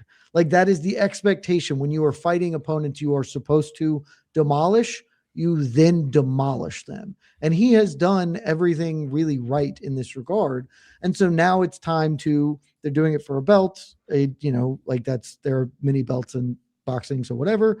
But like, this is the appropriate step up in competition. Here's a guy who is older, but not probably still in the prime of his athletic career, has like a technical acumen, is capable of fighting, like shouldn't be a walkover. Show your worth, like prove it. This is the QED is right here for Itauma. And like, he should be a favorite. Maybe slightly too big, but like, are you betting against him? Like, that's the thing about odds, Luke. Yeah, he's a big one. Are you willing to throw that money on the other side of it? Because I'm not. I'll say this. I actually think this is one of the more interesting fights Itauma could have at this stage of his career, because if you look at his opponents, you could say whatever you want about them, Dillian White and Jermaine Franklin being the last two of them. Of course, he got Dillian White out of there in a round, and then Jermaine Franklin, he got them out of there in 5. The guy who Tyson Fury got his tune-up against, Marius Walk, Itauma fought him in 2024 and got him out in 2 rounds, but he has never gone the distance. At least in anyone of any kind of note. It's just never happened. I think he's never gone past. He went to the 8th round. No, sorry. He's only gone, the furthest he's gone is the 6th round. Let's contrast that with Filip Hrgovic, okay? Who, yes, in his most recent one only went 3 rounds, but has gone 10 rounds twice in his last 2 fights, including against Joe Joyce. And then before that, against Big Bang Zhang, who's a real good talent, he went the full 12. And beat him, by the way. The only loss on his record is to Daniel Dubois. And if you watch that fight, he was tuning Dubois up early. It was actually a big credit to Dubois that he came back. This is a hell of a test for Itauma. I mean, for me, I get the odds because he is so fast. He's so dynamic. It seems so natural and effortless for him. But like when Hrgovic says he's never been in deep water, that's true. When he says he's never faced a guy who, can command around the way he does, that's true. When he says he's only beaten guys, not only, but predominantly the ones that matter anyway, have been older, that's true. So it's not to say that because that's true, Hrgovic is just going to win. I'm not predicting a Hrgovic win, although I don't think that would be necessarily all that surprising. But I think that this kind of guy, is he the best at heavyweight? No. But he's big for the weight class, even by heavyweight standards, 6'6". I think what was his last weight? Dude. Say again? Big dude, but I have no idea what his last weight was. By the way, I don't know if you guys saw the weigh-ins today. Itauma kind of pushed Hrgovic off the stage. Hrgovic came back and slapped him pretty hard. There was a whole melee. The crowd the security had to get involved. I gotta say, I know that for stateside audiences, people may not know who Itauma is and even less about who Hrgovic is. So if this is a little bit more of a boxing hardcore fan delight, or if you're a UK guy, this is obviously way more up your alley. I find this to be one of the better tests of somebody doing something interesting in boxing in virtually any weight class. Now, I guess guys like Bam Rodriguez are doing the really interesting things. But on the heavier side, this is a very, very, very important fight to watch for a guy in Itauma who many people believe is the future of this division. Hrgovic is the right kind of test to let us know what's going on. I guess I would just say, though, if he blasts him out in 3, doesn't really solve the same problem that this was intended to solve. Give us a guy who can make Itauma go long, That's always like, that's the thing when you have a super hype prospect is, okay, we finally want to give them a test. And then if they just dunk on them, it's like, well, we still didn't learn the questions that we have. It's like when Francis Ngannou rolled through heavyweight. It's like, can he do anything other than just bomb people out the moment he touches them? Oh, Alistair Overeem, super technical guy. Like, he will really put a nope. Francis just nuked him. Like, that's how this goes. And so I think Hrgovic could potentially offer some resistance here in a way that just Itauma hasn't faced. But it also wouldn't shock me at all if Itauma just is that dude. And Hrgovic has some defensive lapses too. And that's a real fast, real strong bro. Like, if he just bops you, it might be game over. So genuinely, I'm kind of looking forward to, like, I don't look forward to many boxing fights, one a month probably is like what I sort of where I'm like, oh yeah, that's like really, I'm genuinely interested in this. And especially not for heavyweights, never interested in a heavyweight fight almost ever at this stage. But this one I'm like, oh yeah, that'll be fun. Let's tune in. Yeah, and like again, Hrgovic 33, not like old by any stretch, not Moses at 21. How many times has been a heavyweight fight where you're like, wow, this is really interesting, and neither guy is over the hill? That feels like it's been a fucking while, to be honest with you. I really like it in that sense. The stain of Tyson Fury versus Watch is lingers over everything. What a shambolic thing that was. The other part that's interesting about this fight is that obviously Itauma is pushed as this next big thing, and we'll see how that goes. He's never been rocked. What happens if he gets rocked? But the other part about Hrgovic, for folks who don't know, this is a guy that's been campaigning for a title shot for a long time, has had to do it a bit the hard way. He's getting basically his first one at age 30-3. So here he is in this spot. He would be the first heavyweight champ of Croatian ancestry. Was the Dubois fight not a title fight? Which one? The Dubois fight wasn't a title fight? I will tell you. I think it may have been for an interim one. The vacant interim IBF title. That was why. He's done a bunch of smaller continentals or that kind of thing. Oh yeah, because that was when they stripped Usyk because they didn't want to or whatever. But we're like, no, he's still the okay. Insanity the whole time. So for Hrgovic, it'd be like, wow, I beat not only this guy who was this hyped prospect, but a guy that boxing architecture and like the business of boxing, they couldn't deny that he was good enough to put himself to the front of the line. But they didn't exactly roll out the red carpet for him. He had to kind of go in there. He's the B-side on this one. Again, he would be making Croatian history. I'm sure that's important for people of that national origin. This is a cool story no matter which way it goes here. Another weird thing about boxing, particularly at heavyweight in this day and age, that you just don't see a lot of. This one will be on DAZN for those who care. It's a Queensberry event in the end. A rare, young heavyweight battle with two guys who have a lot to gain, a lot to lose, and big, interesting storylines the whole way. Fun fight to pay attention to tomorrow. We'll recap it, of course, on Monday's MK. Yeah, that is it. Especially because Itauma is who's Usyk's on the way out. AJ's old. Who else is it? Caballel, you could say Caballel. Okay, but I know people, but people are not like, yeah. Nobody's pumped there, Yeah. So it's like, if you have a hope for heavyweight boxing to be fun, you better hitch your wagon to Itauma because he's the best we got, I think, right now. For the future of this fun test. Be on the lookout tomorrow. All right. With that in mind, that is our top 5. We were going to do rank that card, but now we're going to punt on it just due to time constraints. So with that in mind, we're not talking Dylan Dennis at all. Way to go. What is there to say about Dylan Dennis? That it was the most predictable and still funniest outcome possible. Apparently he cut himself and needed stitches. Yes. But who can believe that? I mean, do you believe that? I don't know if I even believe that. The video looks like it's real, but when was it recorded? Is it his? I don't know. Yeah. It's deeply funny that this happened. That press conference was awful. I hope you didn't watch it. But yeah, that was incredibly funny. I can't believe it didn't work with Dylan Dennis, All right. So predictable. It's time for us to look at your artwork and put it in our proverbial fridge. It's time for fan subs. You've got mail. Viewers. I have to say, for everyone knows how this works now. You get a free signed poster for the best fan sub all month. You can send those. morningkombat@gmail.com. There was a time when we almost shit canned this segment, and then we just started offering prizes, Jed, and it just took off like a fucking rocket. So basic econ. You gotta incentivize people. it worked. All right, we love it. Keep them coming. Let's go to NYCT. He's got 2 memes. Okay, there's Luke Thomas. A random person in public whose phone just rang. Do you guys get this? I don't know this one. I put up get a it. tweet, Yeah. and I stand by it by every stretch of the imagination. If your phone audibly rings in public, you belong on a no-fly list. Just matter-of-factly.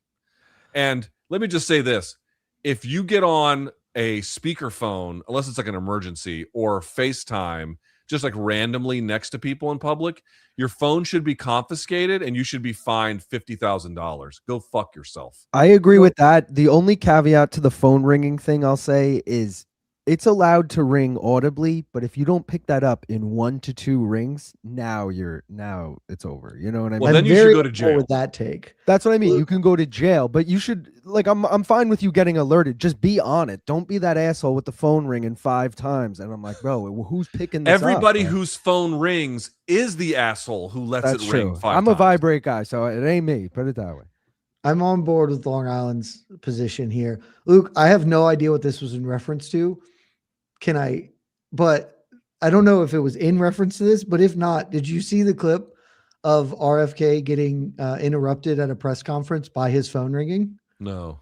His phone ring is a duck quacking, and it was while he was at a podium talking about, I don't know, autism or whatever he was talking about. Eating feces. And then there's just a loud audible quack, quack, quack that he has to go, sorry. And it's just like, man, sometimes I believe that God's really writing a story here.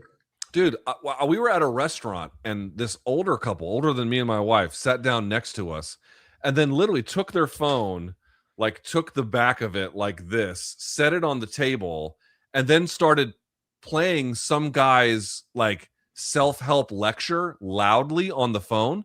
And so Okay, those again, people I'm not should be usually thrown in polite, the but my gulag. wife was like, can you say something? So I was like, sir, could you, would it be okay with you? Could you please turn it down? I didn't say turn it off. I said, just turn it down a little bit if you could, which he does. He complies. He doesn't fight me. But then he asked the staff to help him move to a new seat so he can turn it back up, because then he moves to across the restaurant and then decides to like put it so fucking loud, even where I was at, I could still hear it down the thing. I'm like, dude, people call me a misanthrope. You're a fucking misanthrope if I can hear your fucking phone in public.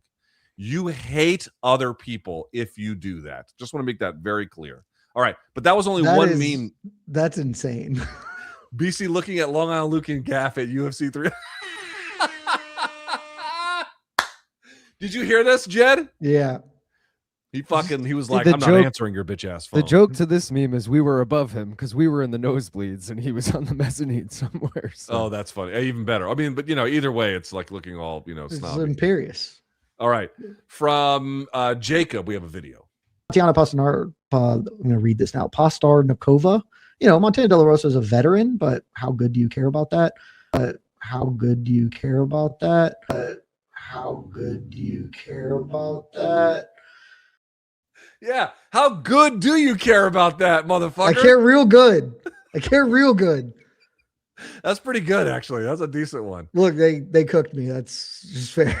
This is I both love and hate fan subs because I'm like, I'm gonna laugh and I'm gonna be horribly insulted. That's just what it That's is. the thing. Like, I'm not insulted. They got me. Yeah, they got Guys, just sometimes you got to wear it. All right, from RJ, we have a meme. Jed Meshew's career. What he thought he was going to be, like a Lincoln lawyer. What he actually ended up being. What was this? Was it Russ Cole? What was his name? Is that it? It's Russ. I don't remember if it's Cole. It's Russ for sure. Time is a flat circle. That's a Jed. really good one. Oh, I was right. It was Russ Cole. Yeah. Yeah, that's pretty much exactly correct. That's so Pretty fucking much funny. spot on. All right. From Gil, he writes, Mr. Justin's tattoos, there is more room on his back. Okay, Don't yeah, he get- definitely beat don't those get- people up. Don't get those tattoos. I mean, but it's sort of those like are prison jacked up. tattoos of victims or something. I'm not sure. Yeah. I mean, that's a lot of jacked up faces, but don't do that. That would be Yeah, don't get tattoos like that if you can at all avoid it. All right, Danger Mouse has 2 memes. Bet the house. Dude, last week we had Danny on Friday, Jed, and it was who was he fighting? Long Island, Gage Young. Who was he fighting? Dorsonville, Stan Dorsonville. Yeah, Dorsonville. Not the guy the from Home Anvil. Depot. The guy from and Danny was like, "Bro, put the motherfucking house on G Money." I'm like, dude, never bet on any. I mean, I'm not saying don't ever bet, but like, don't put the house on anyone called G Money. Like, no, don't do that. And sure enough, it was a very good fight actually, and Young fought pretty well, but he ends up losing. That's a funny one. All right, we have another one. Tough scenes. Luke Thomas, I fear no man, but that thing prop quiz, it scares me. It's true. It's true. I've been scarred by my failure on that program. I've been scarred. One day we'll get you back. Is that Mr. Incredible? I think It so. looks like Mr. Incredible. I can't remember what this is actually from though. I can't. I feel like that's Mr. Incredible, but I can't say for Chat, sure. tell us what it's from. All right, from Sebastian VM. How the MK crew prepares for an episode. Luke Thomas, read the thesaurus. BC eats hot dogs. Long Island Luke, pass the fucking dude. Was it the Dutchie on the left-hand Dutchie. side? Puff puff pass, baby. All right. From Genghis Bong, we have a meme. So hold on. We got Moto Moto, Eeyore, the Shrek, Seal, Shere Khan, the donk from Ice Age. I don't know who number 10 is. Long Island Luke when the animals finally show. What am I forgetting about this? Dicks everywhere. Dicks. You see, the numbers are the numbers of This dicks is me those getting animals fucked have. up by all I these got it. animals. Yes, yes. All That the is- dicks on all. Wait, you had what? That's a lot when of you said a work. 2-dicked seal. I wasn't thinking of the guy who banged Heidi Klum for. Neither was I. I was not But thinking of it's that Seal. one makes it even better. The fact that Genghis Bong recorded how many dicks for each of the various times Long Island's done that. There's a lot of work on that one. Shout out. That one's actually pretty good. You should earmark that one for a best That of was list very at the good. end. All right, we have a 4-part slideshow from Jonas who says, besides meeting his wife and becoming a father, these are the 4 most consequential moments in Luke Thomas's life. All right, what's happening here? BC, who we blocked out his eyes for reasons I don't quite understand, but yes, that was 1. Okay. 2, earlier today, UFC officially purchased Strikeforce, and the number of issues to unpack are enormous. My bowels have been baking since the news went breaking. R18 plus stuff. The electric chair ain't got shit on my toilet seat, but I most certainly do. I got shit on me. That's a weird thing to say, but okay. What else? Man, young you. It's on site Iraq. Okay. That's also me. And then that's me watching porn at like in the 90s. Sure looks like that's what's happening there. Yeah. My mom would never in a million years let me put up a Terminator 2 poster. I was That's gonna say, my why mom. a Terminator poster? Like, put in Predator. Come on. I'm Well, a I was big going to say, Schwarzenegger notice guy. it's not a Predator poster, right? Because But, okay, Terminator 2 has a claim as being the best action movie ever. Does it not? Has a Yes. claim. It's at least has a claim. All right. I was not bad. Not bad that the series there. All right, from Jordan G, we have a video. Now, one small piece of business to attend to. I love dick and balls. I'll be honest, I'll tell you exactly what I told a big old fat guy on a lawnmower. It wasn't big enough. So I got the 9-inch dick and balls toy. Big integer. I saw this and I was like, I almost had a heart attack. With that in mind, let's bang. I have to clear that with the wife, but probably. That's so much work. So he much work. he lands the plane. Great work, That's buddy. so much work. That's so much work. Great work, though. Shout out. All right, we got a few here from Joseph. Let's see. John Jones resume review. Lexington Steel resume review. Well, one's a little more fun to watch on repeat, I suppose. Next. Luke Thomas, fresh out of college, ready to change the world. Luke Thomas, present day, being asked if pee is stored in the balls on his line.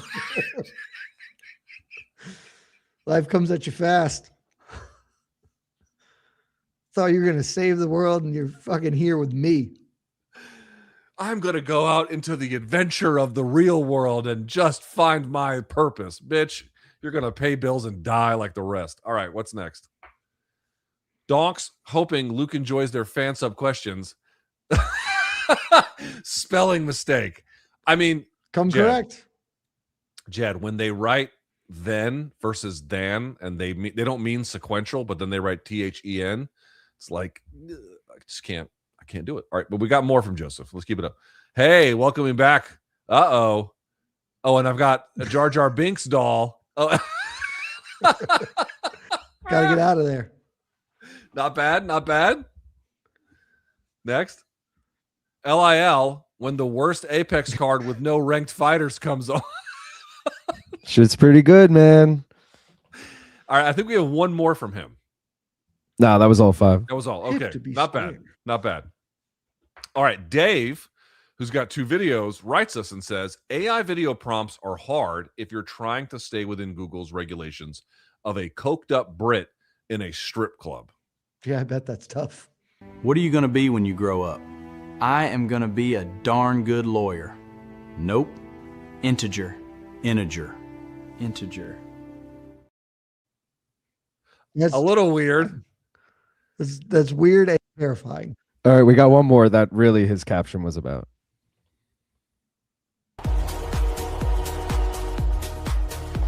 Look at this. This was me a few years back. Bare knuckles, no gloves. I completely smashed him. That's a good one.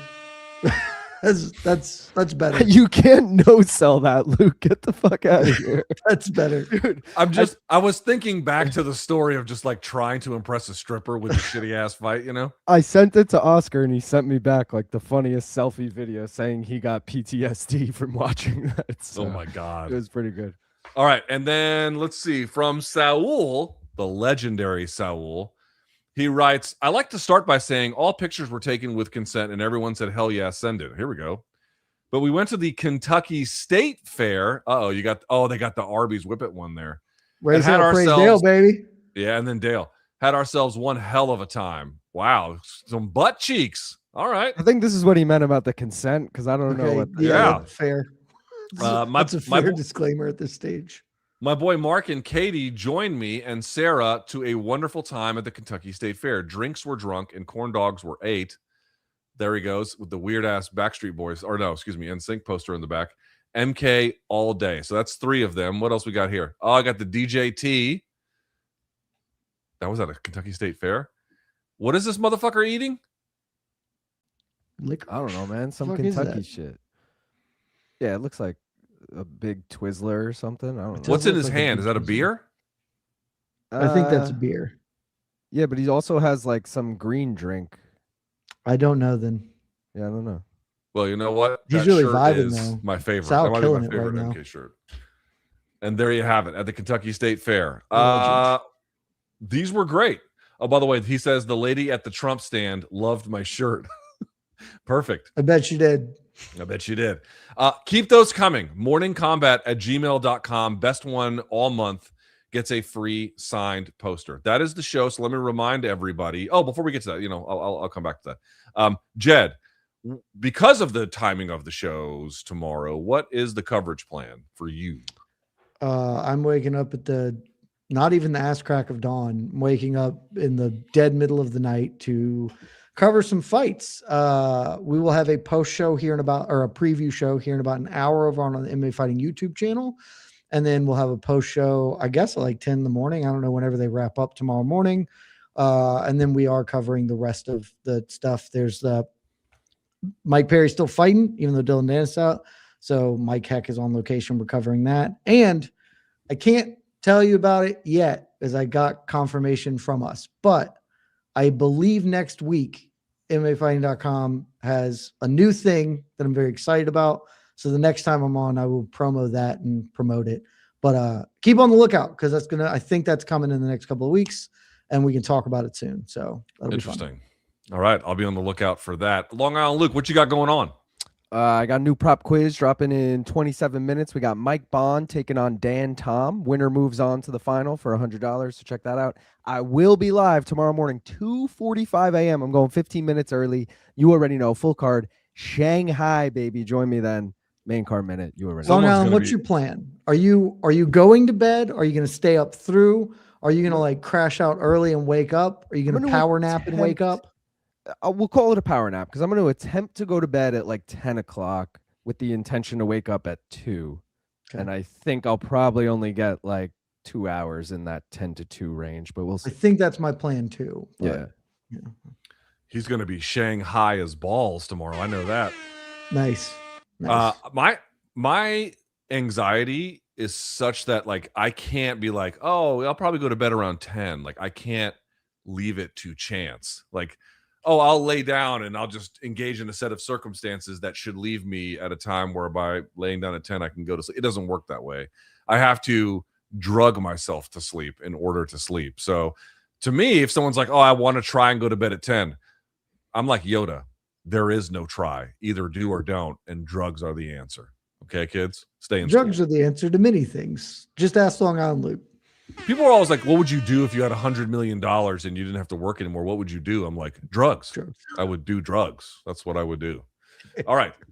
For me, I will not be doing a live watch along. So watch Long Island Luke's, but I'll have a wrap up after the fact on YouTube and other places. So that is the show today. Let's remind everyone, we have let's see. You can do our membership here on the channel. You can do badges, emojis, and more to come. We have our merch, certainly. morningkombat.shop. Head splitter design there on the left. Of course, the same for the autograph poster. And then on top of it, the John Donk shirt as well. And then you can follow us on socials and everything there in between. We're all wearing MKs. Are you wearing an MK shirt, Long Island? I couldn't see. Oh.